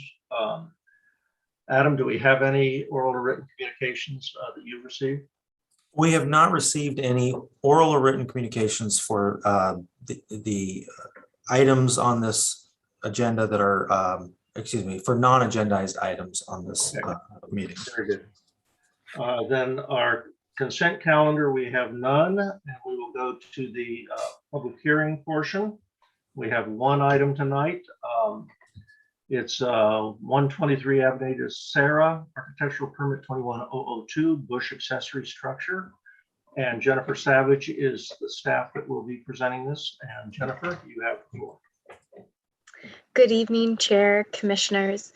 With us this evening, we also have the applicant, Chris, and the owner's representative, John, on the meeting as well. I'll give a brief overview of the description included in your report and then open it up to staff questions if you have any. So first, in terms of the setting of the project, the site is located at 123 Avenida Sarah, and that's within the vicinity of El Camino Real and Del Mar, a couple blocks over from Del Mar. So you can envision that it's within the T-zone of San Clemente. Specifically, the site is zoned mixed use 3.1, and that mixed use does allow residential. And currently on the site, you have an existing one-story duplex and a one-story detached garage. The detached garage is located at the rear of the property. The project is proposing to demolish that existing two-car detached garage, rebuild a two-car garage, and construct an ADU on the second story of that garage. The request that you have before you this evening is a request for an architectural permit to deviate from those ministerial or by right standards for accessory dwelling units, specifically for the height. The by right height limitation for ADUs is 16 feet, and the proposed project with the ADU above the garage would result in a height of 23 feet. Part of the consideration that the Planning Commission has before them is the findings for an architectural permit, which include compatibility with the neighborhood.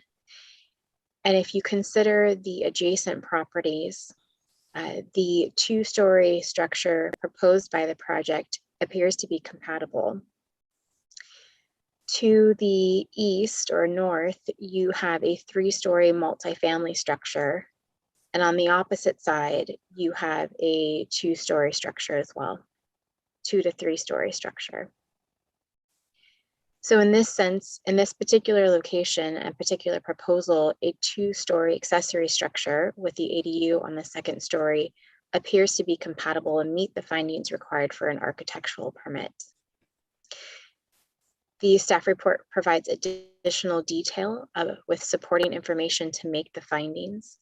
This concludes the staff presentation, and staff is available for any questions. Okay, would the applicant like to make any comment? No, I'm good. Okay, we will open it for questions of staff. Pretty much most of my discussion on this is going to be questions to staff. So we can either handle all those questions now or during discussion. I just have one clarification because I have Certainly, Commissioner Prescott. I have conflicting information. I have on one page, it says it's a single car garage. Building is 2-story building with a single car garage and with the ADU on the second floor. And on the other one, it says it's a a two garage, covered garage? Which is it? It is a 2-car garage. I apologize for that. Okay, thank you. Even though it doesn't have the normal backup clearance? So it I mean, it does doesn't have matter. the required backup, and Go ahead.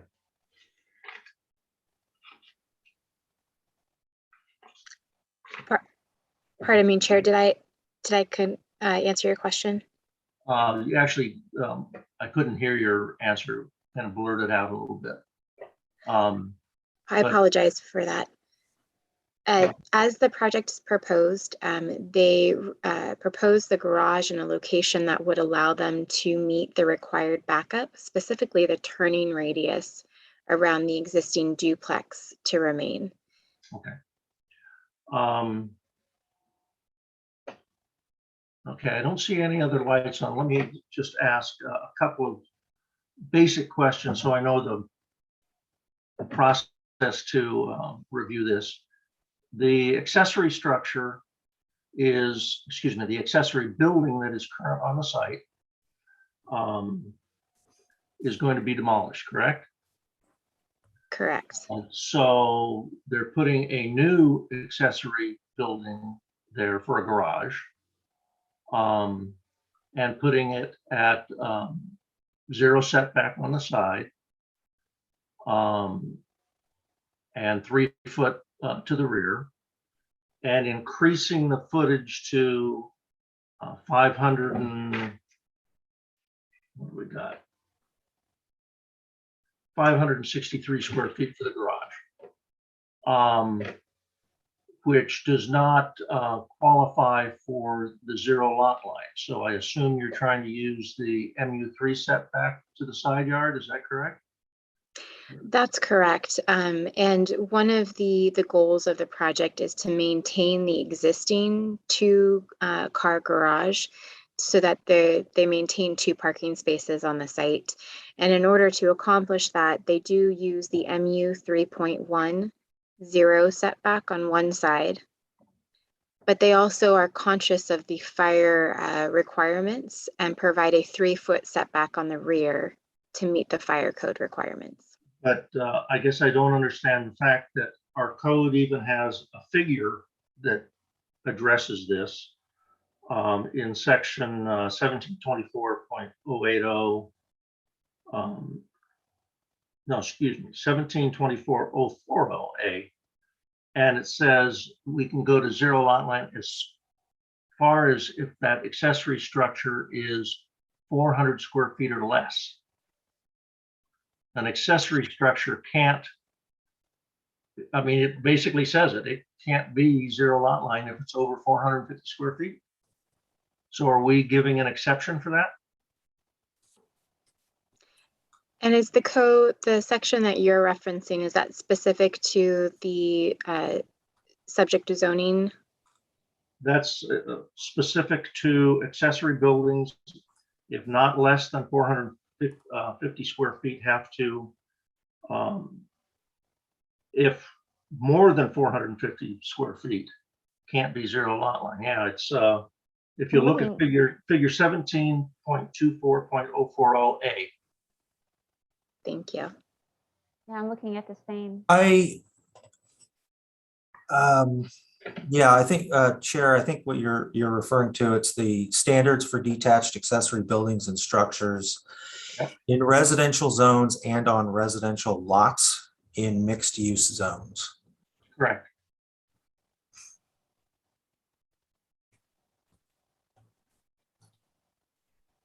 So my question is, does that apply and does that need to be considered in our evaluation of the project?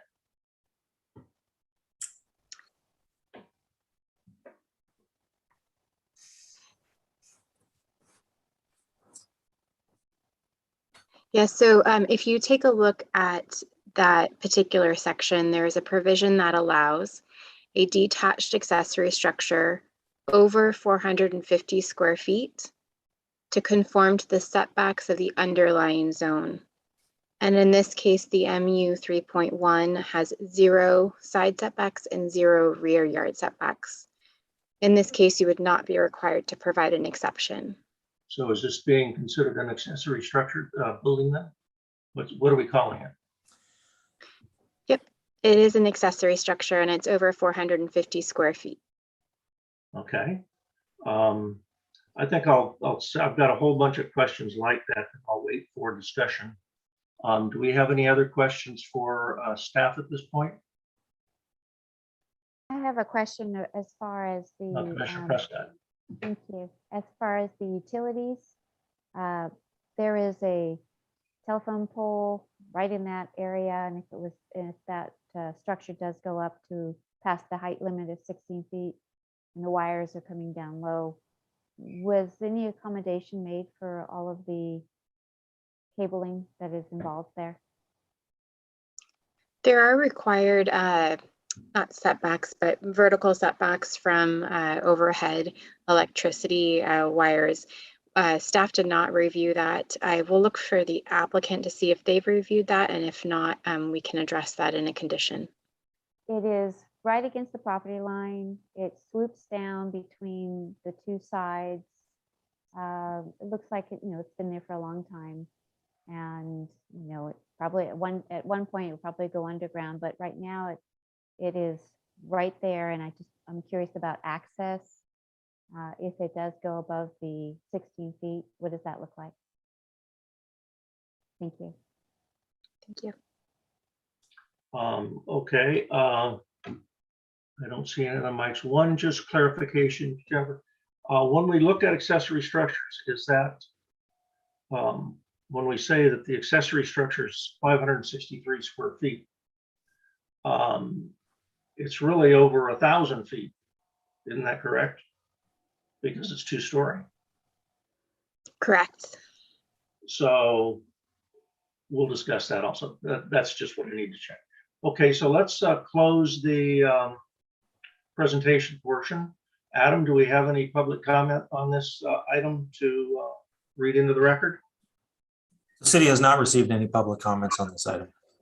Okay, we will open it up for discussion. Would anybody like to start the discussion?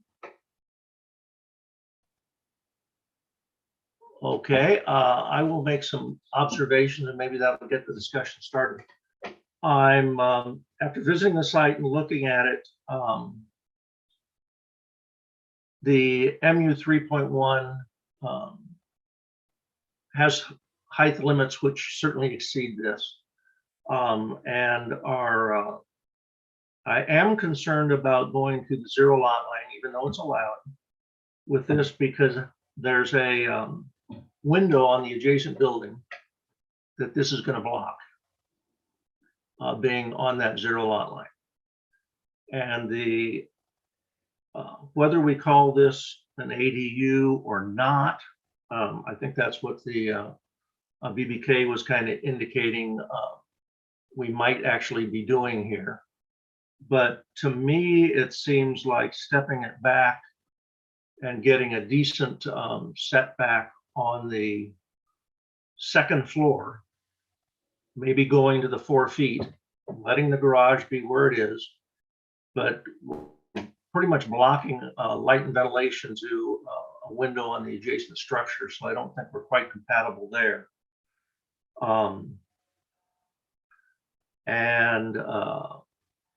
If that's the case, if we did pull it back because of that, all of a sudden the ADU pretty much meets the ADU requirements other than height alone. Then it would be just height rather than setbacks, etc. And I'm thinking when we start making exceptions to rules for height, for setbacks, etc., there's usually got to be a reason other than the applicant wants to maximize square footage. And I'm not sure I see that here. So I'm currently leaning, and I can be, my mind can be changed, that seems like maybe we want to pull that wall back to the low-cost housing project next door, 4 feet for the second floor. And then I can be convinced that the additional height is not contrary to the findings that we've got to make. Anybody have any comments on that one thought. Commissioner Prescott. I concur. I also visited the site and I'd like to get to a yes rather than to a no. I have concern about the utilities. There is a dental studio behind there that if you go up to the height, I wonder what the effect is to that business. And then the 0 lot line. I do appreciate that there is accommodation for parking, which you rarely see in an ADU, and that street is very, very hard to park in. So I think that's a definite plus. But I'm trying to figure out how you make it work between the two buildings to make it compatible on both sides. It's much higher than the property that's there now. But going on to the 0 lot line, it always makes me nervous when we take something to a 0 lot line when it's so dense in that area already. And again, with the utilities right behind it. So, you know, if there is some way that we can accommodate our concerns, and I'll just leave that, I'll just put that out there. Okay, any other comments from commissioners? Chair Crandall, Commissioner McCann. I guess my question is, when you talk about stepping that second floor up back 4 feet to accommodate the window on the adjacent property, Mhm. do you want to do it along the whole width or kind of just in the vicinity of that window, either from the front or the back? Well, that would be something to consider. I've got a whole bunch of code sections. I kind of, but let me think on that one a little bit. That's certainly a possibility. Okay, that was just my reaction to your comment.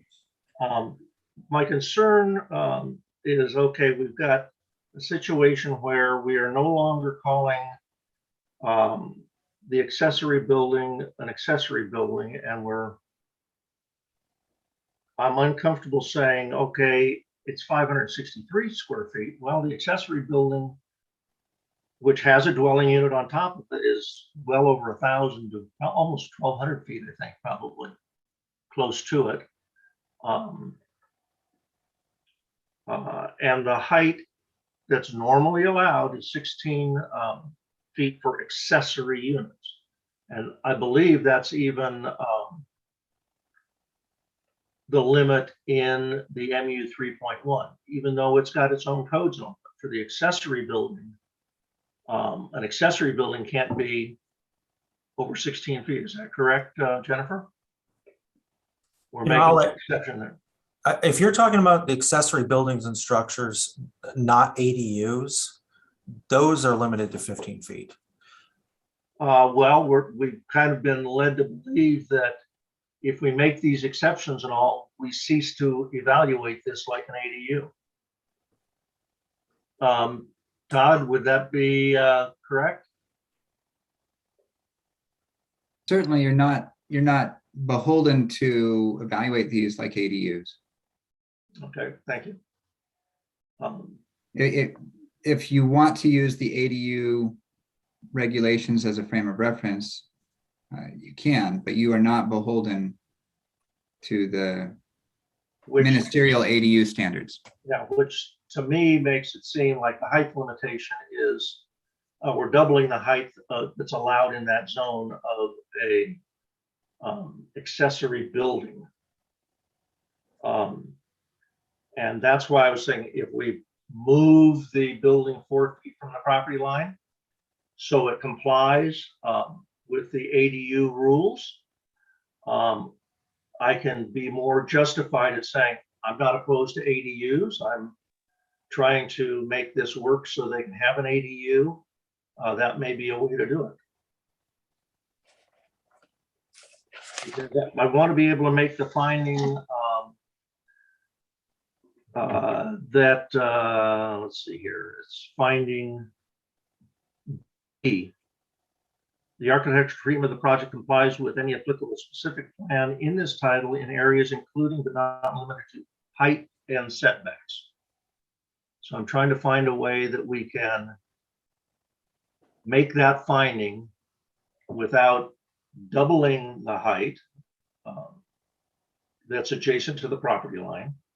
I know that if somebody was to level this whole lot, they could build an MU 3.1 along that property line, but that's not what's happening.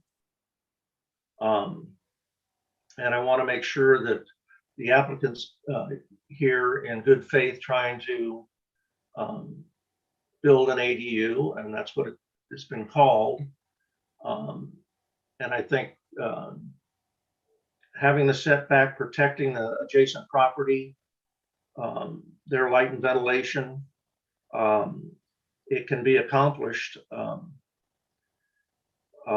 So there'd be a, if it's an 8-foot plate on his garage, that would put a 9.5 foot roof section at the property line.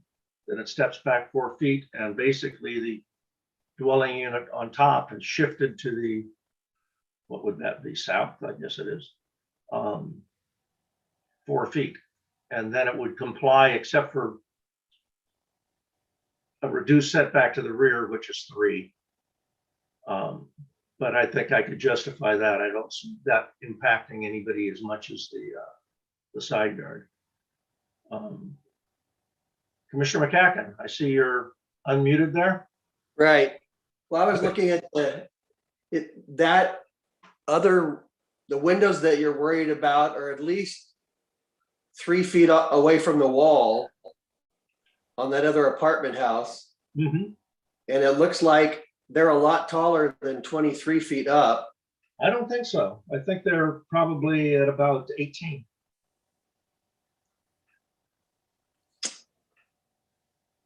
Okay. I still think there's probably still, I agree with the view. It's not something that the apartment owner would expect. But if you move 4 feet, I don't know about the ingress and the egress of the cars going in and out of the garage. Oh, I'm not moving the garage. I'm saying the garage can stay where it is. So you're talking about cantilevering. Yeah, basically stepping back the ADU on that wall. So it goes up, the 9 feet goes over 4, and then the unit starts. So that would mean the east elevation, that would be even more aggravated where on the side where the stairway is going up to the ADU or the living unit. They would lose some yard, correct? But also that cantilever would be larger by about 4 feet out. No, the cantilever right now is over the garage doors. On this, They've got, one of the plans is turned in the drawings, but the cantilever right now is over the garage doors. okay. So basically, you'd see on that same sheet, sheet A40, the garage would stay where it is, but the second floor would just shift over 4 feet. So the stairway would move out. Yeah. I mean, I'm trying to find a way he can do this, because he also has, if I'm not correct, Jennifer, that if he only wanted a 400 square foot or 450 square foot ADU, he could have taken the garage, but he's opting to save the garage and the parking and build on the roof. Is that correct? That's correct. That would be a So- ministerial approval. Right. So in this instance, they're trying to provide a benefit of maintaining those 2 parking spaces on the site. Okay. Which also includes the driveway going to those 2 parking spaces, the turnaround there. Yeah, the residents could certainly use the driveway as parking spaces. For our purposes, they don't count. But yes, you're correct. They can certainly utilize those. Yeah, he did show those. Why wouldn't you just move the whole building 4 feet? I don't think the second parking space would have the backup space that Jennifer was talking about. But that would certainly make it a ministerial approval if that habit, except for the height. Because architecturally, I think that the cantilever on the wall side would look kind of odd. What would you do to what would you do? Ameliorate the right angle? It would almost look like a leaning tower of garage or something. You keep saying cantilever, Commissioner McCacken. I think of it more as like a wedding cake where it steps back. Yeah, it's tiered. It's a reverse cantilever. It's tiered. And also, there'd be no problem, I believe, Jennifer, if he went ahead and just did storage space on the 4 feet by the stairs. I mean, you could extend the garage so it's still just a tiered look. I think there's certainly architectural ways of making it look fine.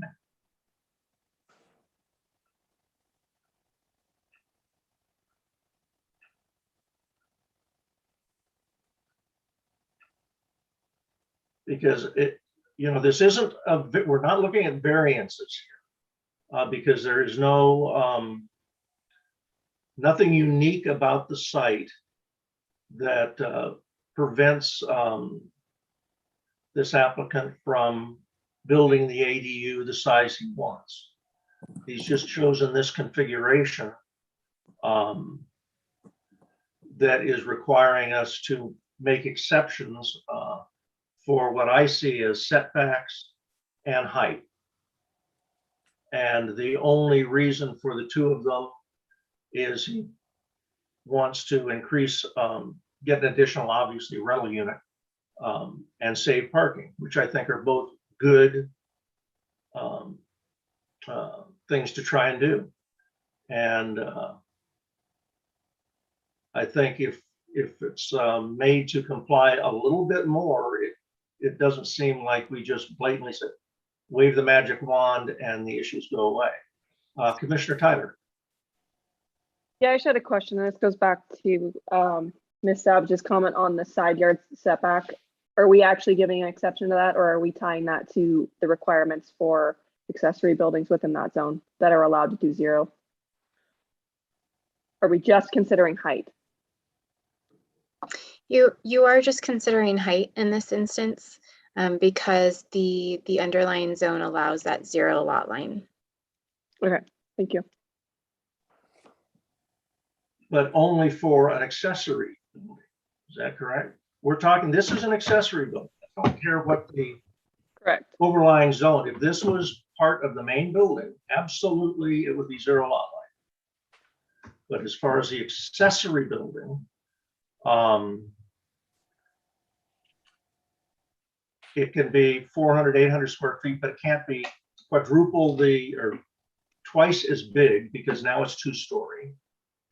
And I don't see how that can even be called an access. I mean, does it even meet the accessory building? I guess that just a simple question to staff is, could we pull up the definition of accessory building so that we all could be on the same page on how this meets that definition? I'm assuming it's because it's a detached ancillary use to the main building.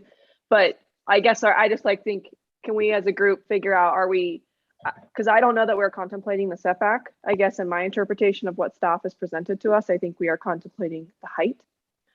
Yeah, and I would agree with that's how staff has presented it. I'm just in conflict with that interpretation. So okay, just fine. And The Chair, ADU is a special use. Is that correct, Jennifer? yes, Chair, if I may clarify, if you were not looking at this with the accessory dwelling units, the ADU, and you were just looking at it from, say, a 2-story storage structure, if you will, because the structure is located in the back half of the lot in the mixed use zone with the residential use, the applicant could come in and apply for a conditional use permit for an accessory structure at 0 lot line over 15 feet. So the mixed use zone, to clarify, allows an accessory structure at 0 lot line over 15 feet with a conditional use permit. However, in this instance, the accessory building component, not the ADU, but just the accessory building component, is that garage, that 1-story, that's not over 15 feet. The portion that is over 15 feet that in some instances would trigger the conditional use permit is the accessory dwelling unit. And it takes it out of that bucket, out of that conditional use permit bucket, because the accessory dwelling unit, the ADU, falls into a different review. That review is your architectural permit, and that architectural permit request that you're considering tonight is the height request. But didn't we have the attorney say that if we're doing a unit that is second floor, it doesn't meet the standards for an ADU as far as the 4 foot, et cetera, that it no longer is an ADU? We have to look at it as if it's just a structure. Or that we can do that, but Chair, yes, Todd. thank you. It's not that you can't look at it as an ADU, it's that you're not subject to the, you're not limited to the ministerial ADU standards and statute. So maybe I'm splitting hairs here, and I don't have many to split, but what we're experiencing is some of the awkwardness that comes with the state ADU law. It's not entirely thought out in terms of how the legislature didn't give us a clean playbook for how to implement this.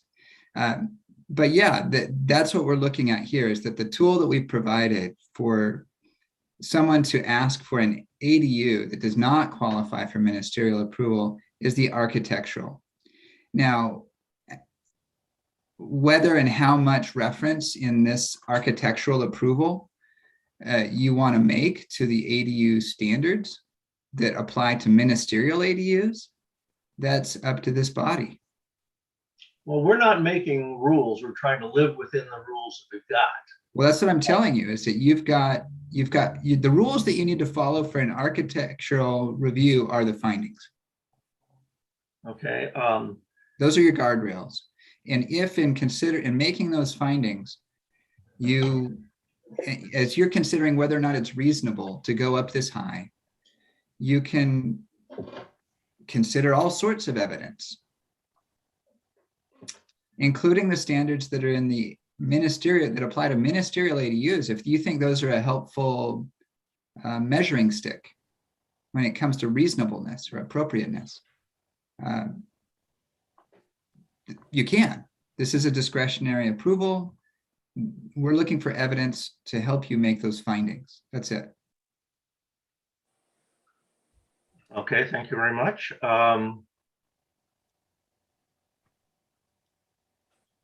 Mr. Chair, Yes. based on what Todd has shared with us, when we're making these decisions, I always like to consider the pre-existing zoning and the ordinances that we already have as a benchmark. And I would actually concur with your findings that moving it slightly to accommodate both the structure on one side, and it would probably accommodate the structure on the rear, would probably make a quality of life decision. And that's what our zoning is for. There's many reasons why we have the zoning and not a zero lot line. And I think we should move that direction. At the same time, I appreciate the spirit of this project, providing the parking space and the additional ADU, or whatever we want to call it at the time, to provide the extra. So again, I'd like to move closer to a yes than a no, if we could agree on moving it and accommodating it and redesigning it slightly so that the neighbors are happy, though they're not complaining, but they might.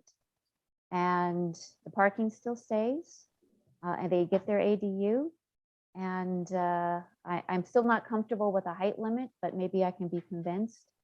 And the utilities, I'm not sure about in the back, because that has not been addressed. Okay. Commissioner McCacken. Oh, no, I don't have any. I just forgot to mute myself. Okay.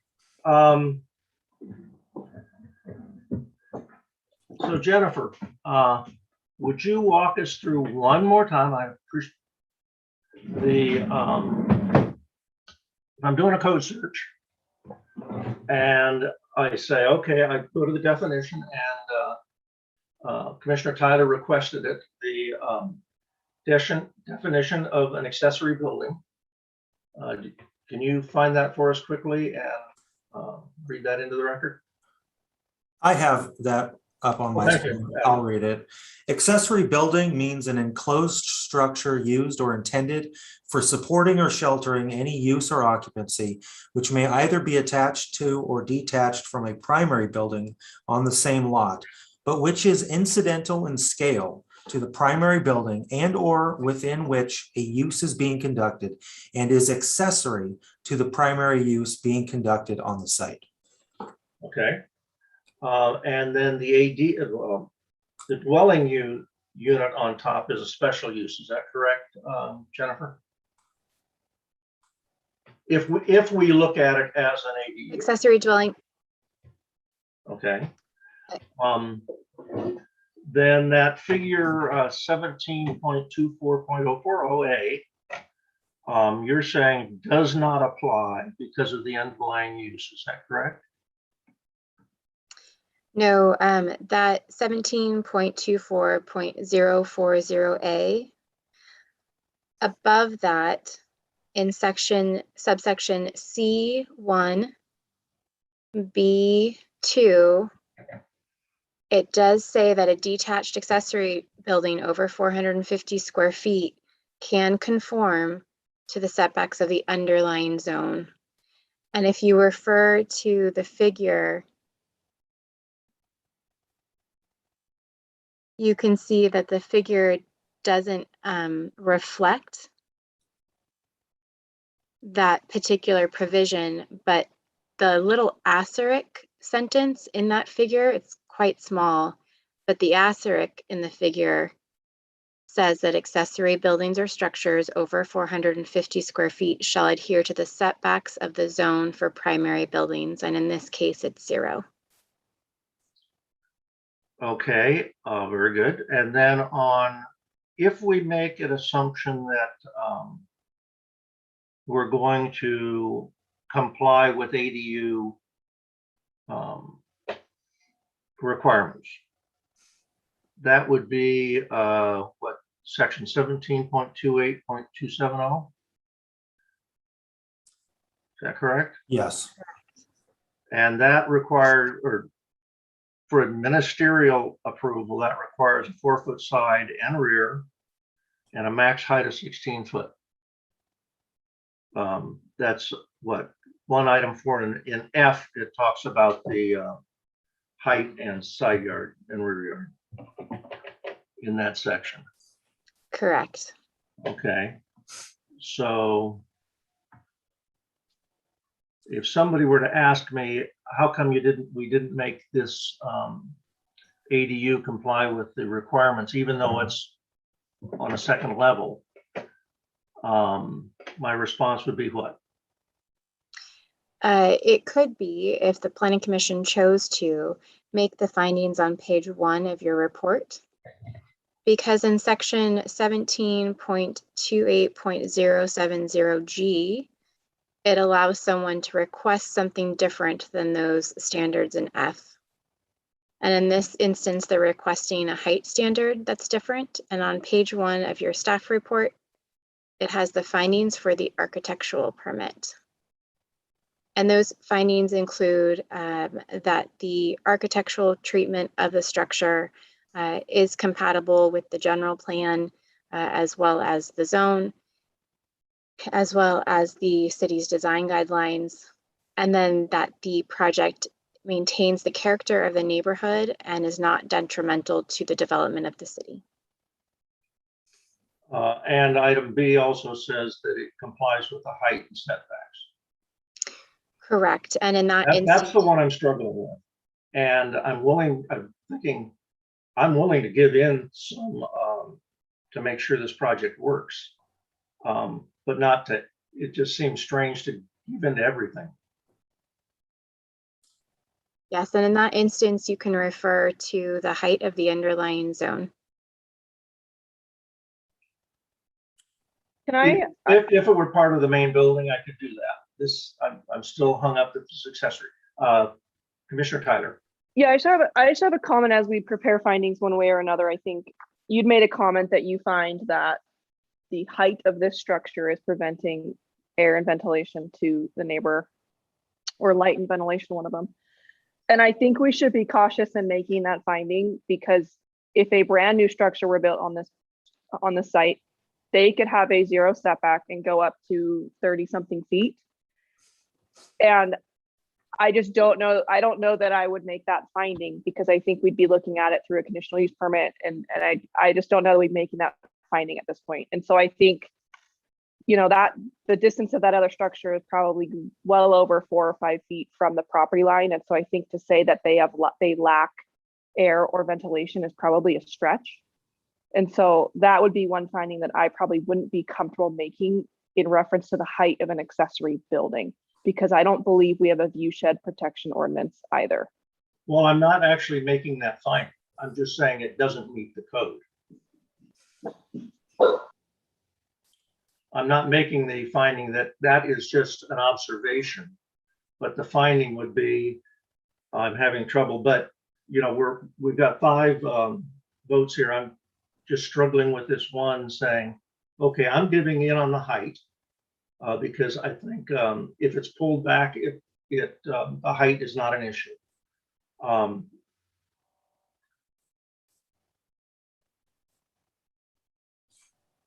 And the fact that it's just the one. So I'm willing to concede the height if it's pulled back. If it's not pulled back, I struggle with the height. Why? Well, because that's the way I interpret the code. So Chair Crandall, if I could interject one thought, and I appreciate the complexity of this review. So I want to touch on a couple things that Todd has mentioned throughout the course of the night, and hopefully provide a little clarity to this particular issue. So there are multiple permits in the city that allow for exceptions from development standards. We have variances, we have minor exception permits that all allow encroachment based on findings that the decision-making body would need to make. So in this case, the request is for an exception to the height limitation for ADUs, and it's discretionary because over 16 feet is not seen as a by right metric. So if it's over 16 feet, it becomes discretionary because the city and the state allows us to determine that at that point in time, we want to be able to review this project within the context of the property and the neighborhood and the zone and everything else. One of the findings that we're making, or that the Planning Commission needs to make tonight, is that the proposal is not detrimental to the orderly and harmonious development of the city. And I have no problem with that. Yes, but in order to make that finding, it could be possible that other standards need to be adjusted, or I should say other setbacks or other aspects of the development need to be adjusted to allow for the increase in height within the context of this project, the lot, to make it compatible with the surrounding properties. So it's going over the 16-foot height limit just simply means that it becomes a discretionary approval, and at that point in time, none of the other what we'll call the by right development standards have to be maintained. They could all be adjusted in order to facilitate the additional height that they're requesting. And if that requires, if that includes stepping back the second floor a little bit, that could be, that's within the discretion of the planning commission. Yeah, and I don't want to be delaying this voting. What really, then it sounds like we need a CUP. It just, for me, an architectural permit does not seem to be the vehicle if we decide that this is not an ADU. And it doesn't appear that it legally is an ADU. We can use a standard should we choose. That is the appropriate vehicle to approve the project. I mean, I'm not against a project. I just want to make sure we do it right. The ADU regulations in 1728-270 allow for an architectural permit to be applied for if there is an ADU that is proposing to deviate from the standards. If it's an ADU. Only if it's an ADU. If this was not an Is this an ADU, ADU? what? Is this an ADU? That's my question. Yes, that's what they're proposing. And the conditions of approval will require them to do a number of things to limit the use of this property, including a deed restriction, to ensure that it is maintained as an ADU. Okay, then I'm understanding what BBK said. They said we've got 5 or 4 or 5, and this is the last kind of ADU in the group of reviews that when I don't remember his verbiage, that we're really not looking at it as an ADU, but then we're wanting to call it an ADU to use all the exceptions to approve it, and it doesn't, and you're justifying it because it is an ADU, but is it really? Chair, Yeah, please. thank Go you. No, my intention was to tell you that you don't have to treat it like a ministerial ADU. And Well, there are the which two means- kinds of ministerial ADUs. There are building permit only and ADU permit. correct. So this does not qualify as one of those. But there is still such a thing as an ADU that does not qualify for those. It's right there in the definition. An accessory dwelling unit is defined in the code as, anyway, I don't need to bore you with the definition, but it's possible for it to be an ADU without being a ministerial ADU. And that's what we're looking at here, is an ADU that's proposed. It is an ADU. We don't have to treat it under the ministerial ADU standards. We can use those as a reference when we're trying to decide whether or not this proposal is reasonable. And they're here, and this proposal is before you because of it failed to comply with the height. Okay. I know that doesn't solve your problem. I just hope that. No, I totally understand. I just want to make sure that here we've got a situation where is it an ADU, isn't it? But we're also giving it the waiver of parking by calling it an ADU. Is that correct? That's accurate. This And I additional want to make dwelling sure that unit, we aren't opening some kind of thing where all of a sudden people are building all sorts of strange things. Because there are limits in sizes to ADUs. But if it's not an ADU and they build it larger, which is the case here, are we obligated to waive the parking? No, you are not obligated. That parking waiver, that parking requirement waiver is only associated with ministerial ADUs. Uh-oh, that just got complicated. Adam? it absolutely is. Now, here's what staff provided in the staff report is our review of this request against the by right standards that are in our code. So this is Our not standards- ministerial reviewed.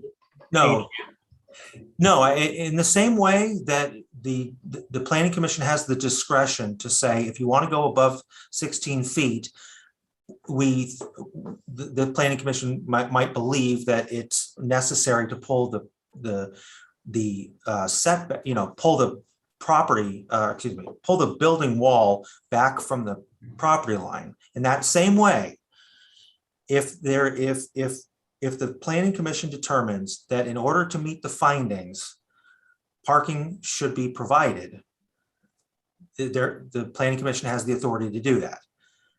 And that's why There needs to be a nexus. There needs to be a nexus, and I'll leave the caveat at that.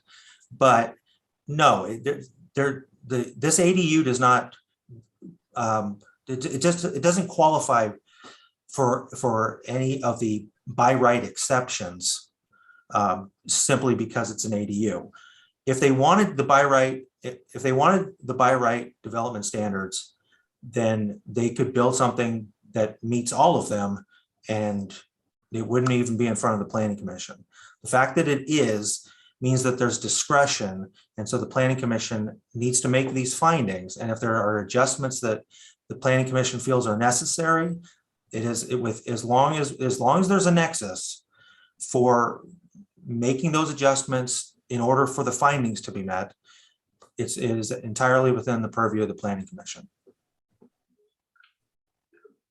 So nothing is mentioned about waiving parking in the staff report.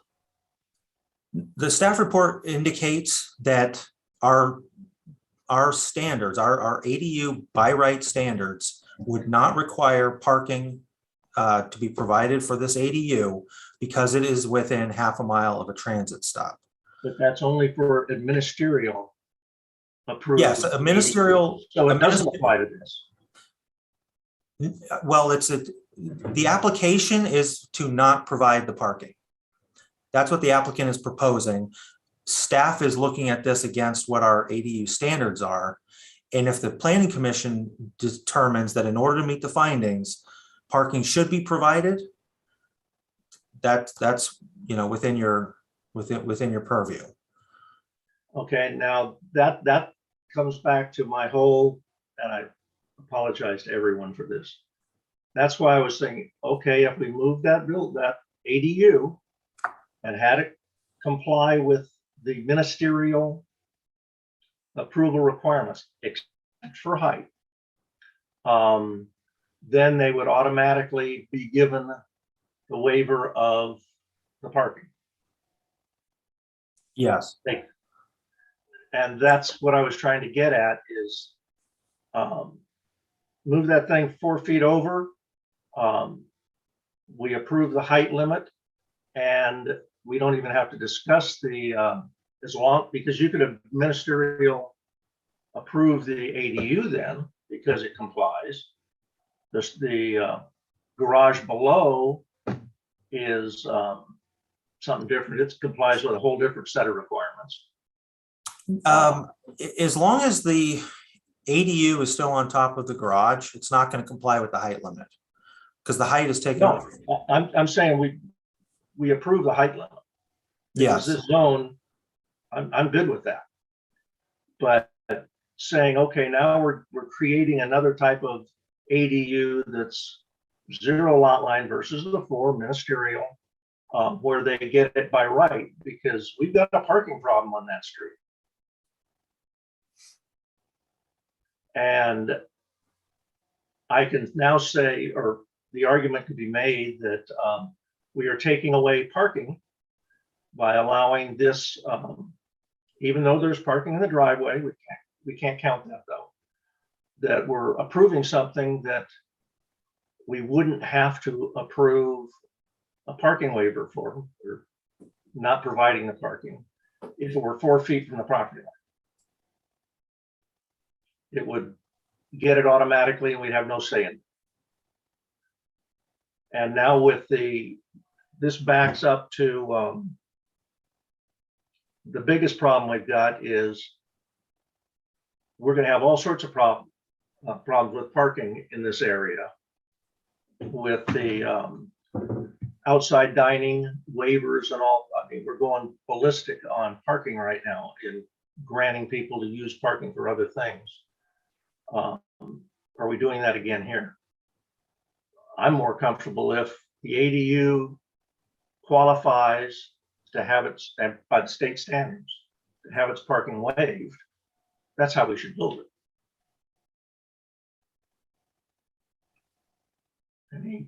Any comment from commissioners? Or from Todd? Would you agree with that analysis, or am I just out there in left field?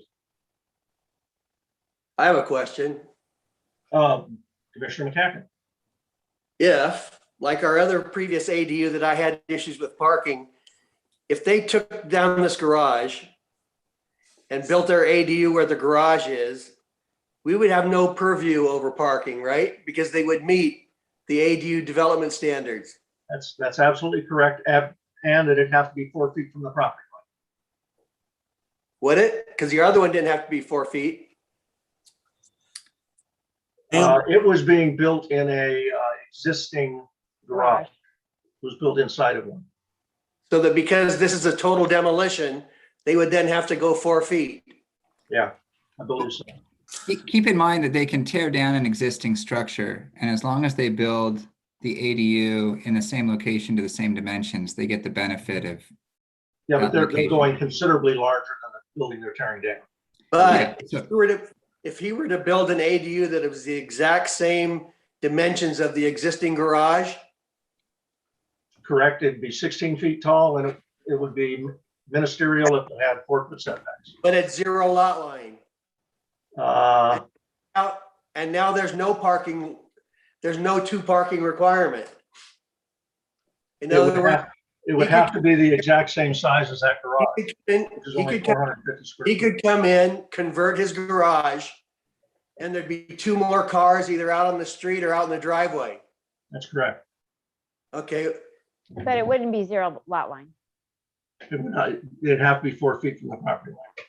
not if it was the exact footprint of the existing garage. That If it was, garage if it was is, 400 feet, but they're looking at a 600 and something square foot ADU plus the garage. If they reduced their ADU to less than 600 to the size of the garage, we wouldn't have any control over parking. In some ways, he's doing us a favor Oh, by providing our garage. I don't debate that, but we also have the option of, I hate to say it, having nothing happen and it doesn't affect anything, but that's not what the applicant wants. That's And true. We're here to work with him. He could sell his property and they could build Yes, they could. another structure that has 0 lot line. And Yes, that they person, could. that neighbor, But it would have to be fully parked. no, I mean, it could be an office building and they got 0 lot line.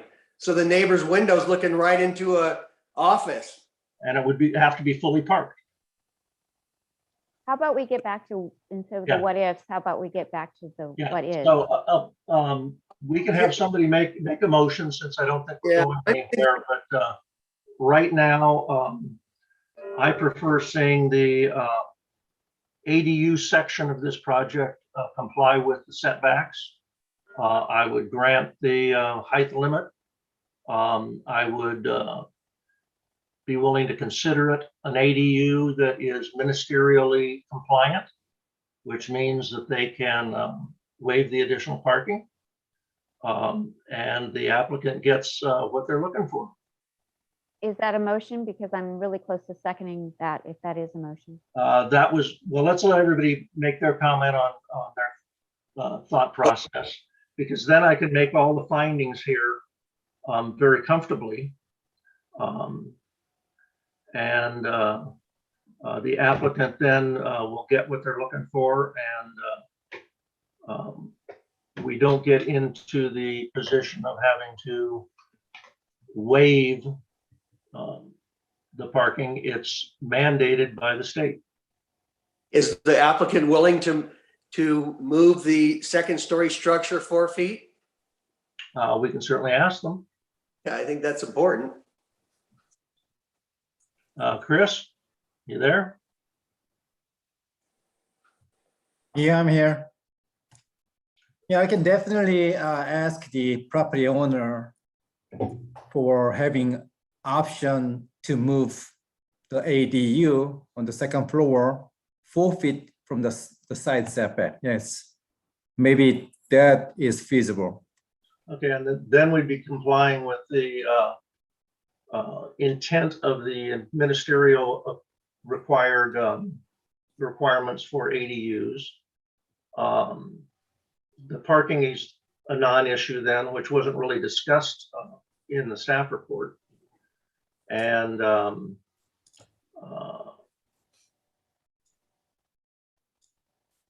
so let's have Gary give your thought on if there was a motion to do that. Well, if the property owner is willing to do that, I really don't have a problem. Okay, Commissioner Prescott, what's your thoughts? I think that's a good compromise. Again, I think they're being considerate about the parking. We're being considerate about the height limit and the zone. There is some zoning that we're holding to, which I think is necessary Okay, under this project. Commissioner Tyler, Yeah, I agree. Commissioner McCann. I agree. Is it possible to, you said something interesting, which was that maybe in shifting that upper story 4 feet over, that we can widen the structure, allow them to widen the structure to 4 feet on the other side, maybe even have storage downstairs in the garage, but not have to cantilever it up over on that side. But that way they can maintain. Has that option. Okay, I don't know if that needs to be part of our, what we vote on or not, but it'd be nice if we gave it them as the option. That way they wouldn't be shrinking the size of their proposed ADU. But I'm in supportive of the concept Okay. of the project. Let's see. I guess I don't usually make the motions, but I will go ahead and make the motion that we let me get to the resolution here.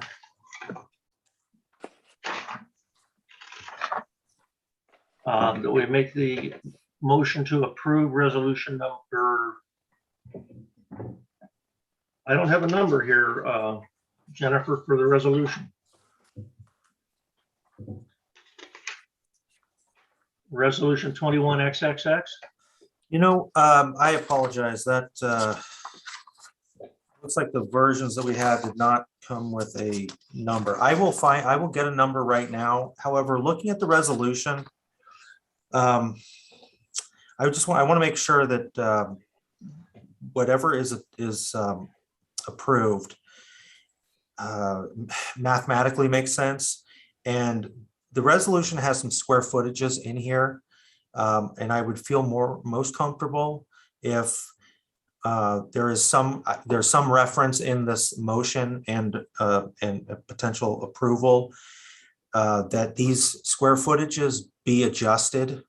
I don't want to try to figure out what the square footage of the top floor would be by moving the wall 4 feet, but just some note that the title will need to be adjusted. Then I will make a motion that we approve resolution PC 21. Adam will fill in the resolution number.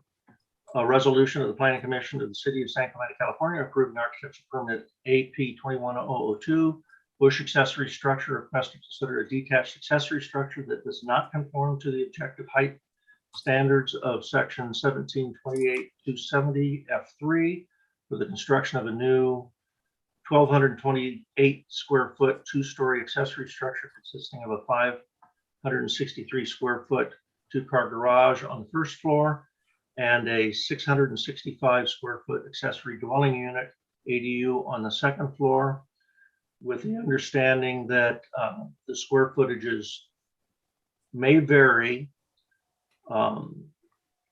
with the redesign, which would move the accessory structure 4 feet from the property line, making it compliant with the ministerial ADU requirements for approval. And we also Chair. waive the height limit as shown on the drawings to, I think it's 23 feet. Is that correct, Jennifer? Or is it 26 feet? 23. 23 feet. I heard someone talking in there, Mr. Todd, or It's 23 feet, Chair. 23 feet. And that we will let staff work with the applicant to review the redesign of the unit. I will second that. We have Chair, okay, yes, before we go further, can I just clarify, when you were talking about moving the accessory structure over 4 feet, was that just the second story? just the second story, the unit itself. The Okay. garage structure, I'm looking at as a true Understood. accessory structure. It stays where it is. I just wanted to get that clarification on the record. And Commissioner Prescott Loeffler, that was your understanding when you seconded? It was. Thank you. Okay, so we have a motion by Crandall, second by Commissioner Prescott. And Adam, you want to? Just for housekeeping, this is resolution number PC 21-018. Okay, very good. Okay, we will take a roll call vote. Commissioner McCoggin, Aye. thank you. Commissioner Prescott, Aye. Commissioner Tyler, Aye. Commissioner McCann, Aye. and Commissioner Crandall is an aye also. Congratulations to the applicant. I think with a little of adjusting, you'll have a very nice project, and thank you, Jennifer. And I apologize for being No so apology. concerned about. No, it was good conversation and parking. So the next item here is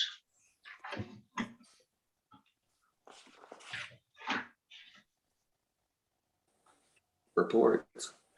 old business. We have none. Reports of commissioners and staff. And Adam, you had something you wanted to go through on that section? Yes, so in a previous planning commission meeting, there was a request for staff to provide some information on SB 9 and SB 10. These were two Senate bills recently adopted in California. They both become effective January 1st of 2022. Both of them have been recently signed by the governor, and so at this point in time, what staff is going to do, and I will do this with the help of our assistant city attorney, Todd Leishman, is provide a quick overview of what these two bills are, and then let you know kind of where staff is in the process of reviewing the impacts to the city and what our response will be. So the first one, SB 9, or actually, you know what, I'll start with SB 10 and then pass it off to Mr. Leishman to give a quick overview of SB 9. SB 10 is enabling legislation that it provides allowances, zoning allowances, and most importantly, exemptions from environmental review, specifically the California Environmental Quality Act, should a local jurisdiction opt in to adopt an ordinance based on this state law. What it allows for is specific zoning, and I'm not going to call it spot zoning, but it allows for an ordinance to provide for zoning of any parcels that are within a certain distance of transit, or what we call transit-rich areas, to allow for up to 10 residential units on each property, and the process for the review of those types of projects is very streamlined and it's expedited. And it's enabling legislation because it doesn't actually require the city to do anything. It provides a mechanism for cities who would like to encourage this type of development to adopt a local ordinance to facilitate this. So I'm working with our legal counsel on any implications that the city needs to consider for this. And should the city be moving forward with anything, you will be provided additional information at that time. If there are any questions on that particular Senate bill, I'm more than happy to field them right now. Otherwise, I'm going to pass it over to Mr. Leishman for an update, for an overview of SB 9. A quick question on SB 10. And so when you say transit center, would that be the entire city of San Clemente? No, it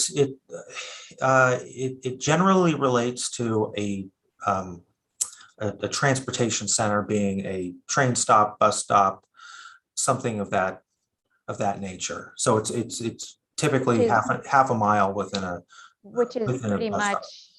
all of San Clemente, except maybe Talega. It actually, well, we used to have more bus lines than we did, or than we do now. And we've facilitated a number of alternative transportation, what we'll call public transportation. But it's within the city. It would be within the city's discretion to define where these areas are. And do the buses have to actually lead to a transit station eventually? So if it started in Talega, does it have to end at the train station or connect in some way? You know what? I don't know enough to be able to answer that To make it a in transit. an educated fashion. I think Ms. Savage has an answer to that. Yeah, I just wanted to jump in on the transit stop. It's very specific in state code. As it relates to buses, there has to be 2 intersecting buses and they have to have very specific time slots.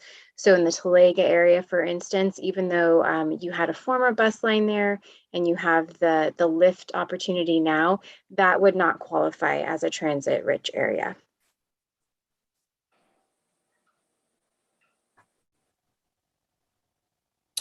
Does that answer your question? It does to an extent. I'm just trying to figure out where our areas are, and at some point we should probably identify those. Thank you, Jennifer. Yeah, and I can just say that our major transit stop is what's called our HQTA, or High Quality Transit Area. It's a half circle around the North Beach train station. That's what I was looking for. Thank you. Okay, Mr. Leishman.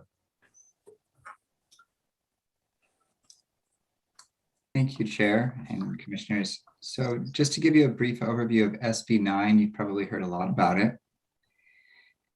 Governor signed it into law recently. Senator Wiener's been trying to get some version of it adopted for probably going on 3 years now. They finally got it done.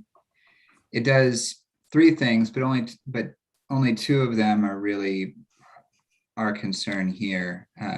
It creates, or it gives people a right to split their single-family residential lot ministerially. And it gives people the right separately to develop 2 residential units on a single-family residential lot. Those 2 may be combined. So an existing single-family lot with 1 house on it can be split ministerially. And then each of those resulting halves can be developed with up to 2 units. And as I mentioned earlier, ADUs and junior ADUs count toward that 2-unit maximum. So those are the big puzzle pieces. There are a lot of details that go with it. We have to allow a lot to be split to as little as 1,200 square feet. But the law also requires us to, or requires subdividers to split their lots roughly in half. If not 50-50, they can be up to 60-40, but no more different or lopsided than that. So at the small end, this is a 2,400 square foot lot, can be split into two 1,200 square foot lots. And then each of those 1,200 square foot halves can be developed with 2 dwelling units. The state does require us, the city, to allow those two, well, I should back up. The state allows the city to have objective and only objective standards for design, development, and subdivision. But all of those, any of those, would need to yield. Those objective standards have to yield to allow 2 units on a lot where those units are 800 square feet, up to 800 square feet, and within 4 feet of the side and rear setbacks.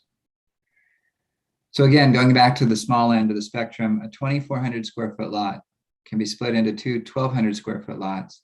Each of those may be developed with 2 800 square foot units. So if you do the math, there's just more square footage in 2 800 square foot units than there are on the entire 1,200 square foot lot.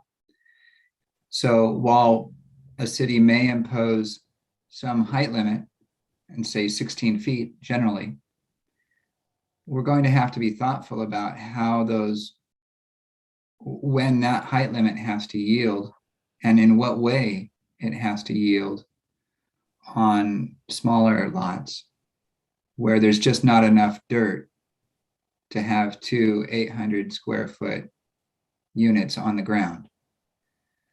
There are lots of details like that that we're thinking hard about, the way the different possibilities will play out. But that's the big picture. There are some things that you might find interesting. For the lot split, the subdivider owner is supposed to sign an affidavit saying that it is the owner's intention to live on the property for the next 3 years, and well, on one of the halves of the to be subdivided lot for the next 3 years. So that's a step toward owner occupancy. The city may not go beyond that in acquiring owner occupancy. I'm trying to think, what are some of the other aspects? There are a number of areas where SB 9 projects, as I call them, will not be allowed. These come from the list of areas where SB 35 projects are not allowed. And it basically boils down to places that are either sensitive, like protected habitat or conservation areas, or areas that are particularly dangerous, like earthquake zone, fault zones, and what's another one? Floodways. In a high fire hazard severity zone, very high fire hazard severity zone, the city can impose fire protection mitigation measures. So again, there are just a lot of moving parts to this, a lot of implications that our office and a number of, well, all of our clients and the planning staff, we're all thinking hard about it. So we will be advising the city, and I'm sure that will include you in the near future, providing some more guidance. And I expect that you will probably see an ordinance come your way in the next few months with some objective standards for design, development, and subdivision as they relate to SB 9 projects. Would SB 9 accept airspace condos or whatever is insane? I mean, that's what these are. The only way to make them work, it sounds like, would be to have them almost attached with the square footage they're talking about. So Certainly the is it bill, the dirt they're trying to sell, or is it the unit they're trying to sell?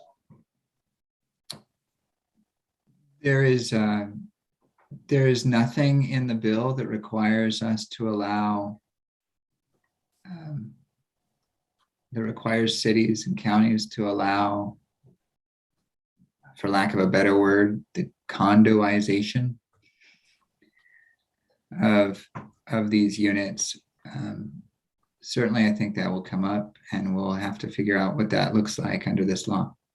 Okay, because it is owned by the owner. It's just whether it's airspace or property line or zero lot line, whatever, attached product types. Well, certainly any lot that's going to have an SB 9 2-unit project on it, the bill anticipates that they might be detached or they might be attached. And if they are attached, there's nothing in there about separate ownership of those 2 units on a lot. So that might be an objective standard that the city says, or imposes, is that they can't be conveyed. The units on the one lot can't be held separately. Interesting. Okay. That's something we're exploring to kind of test the contours of that idea. And again, I don't want to get into the fringes too much. I kind of want to stay with what we know about the bill so far in the new law. I can't. Sorry, Commissioner McCacken. Does it apply to all residential, what I would call like R1, R2, R3 zones? at this point, we're thinking about it strictly in terms of R1. So in other words, the state has now superseded minimum lot standards.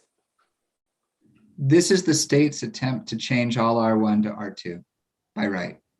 Well, like in the city of Downey where I used to be, the minimum width of a lot was 50 feet. And a lot of the lots are 50 by 1, and the minimum depth was 100, by right. So this would mean somebody could come in and make out of a 5,000 square foot lot, 4 separate lots, No. Well, you split once and you got 2,500. You don't get to split twice under SB 9. It's one and done.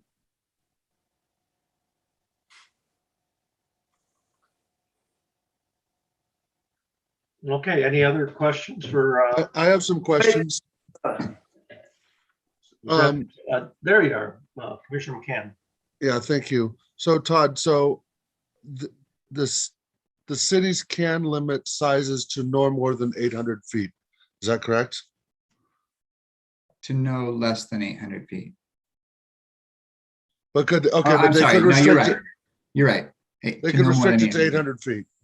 Yeah. Okay, and they can restrict it to 16-foot height. In certain situations, but as I indicated in the example earlier, there will be some situations where we have to allow some relief from the height limit just to fit 800 feet in twice. Yeah, but we don't have too many 2,400 square foot lots floating around probably that are going to get subdivided. So what about frontage to right of way? Is that a requirement, or can it be, can we create landlocked parcels? No, the law allows the city to require frontage, to require access.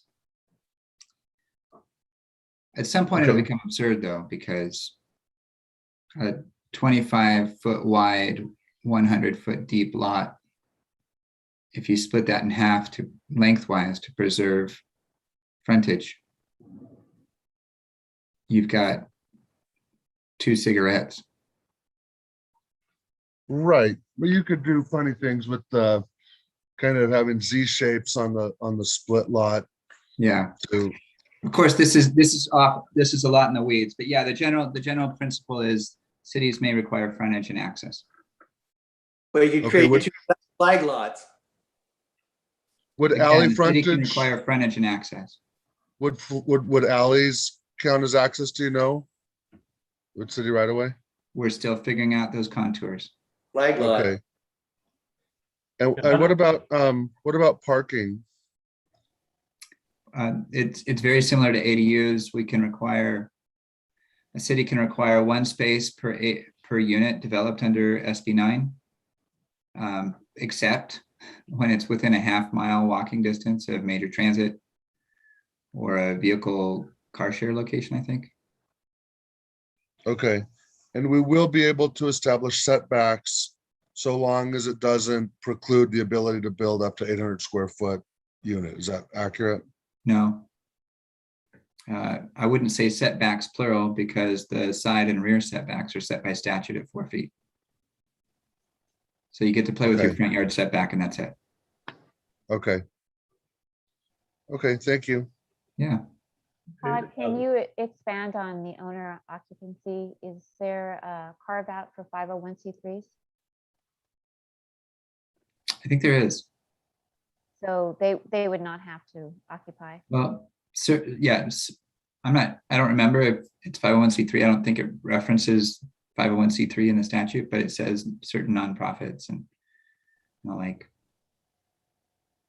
But if the word is intend, they don't have to live there. Again, these are some of the hairy details that we're trying to said- get a feel for those contours. If it said shall, then they would be required to, but if it says it's your intention, but your intentions can change. Yeah, Yeah, I don't like owner that. occupancy requirements are always a little dicey, right? Because if the government, we're not really in the business of allowing government to tell people that they simply cannot move. No, but what I see is this really is a ploy for the Berkshire Hathaways of the world, because they'll come in and buy them and create all these units. And it's not really it's not the low income that are doing it. It's going to be real estate, Berkshire Hathaway, all the real estate investment trusts. That's the cronyism part about it. I'm going to turn my microphone off. Todd, I have one more question. Commissioner Prescott.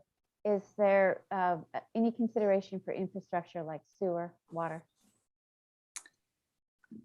Yes. There is some potential room for, it really comes down to the building inspector looking at a particular SB 9 proposal. Sorry, not the building inspector, the building official can make written findings supported with evidence, of course, showing that there would be a specific adverse impact on public health and safety or on the physical environment. So that's where we start to brush into these ideas of limited water, limited sewer.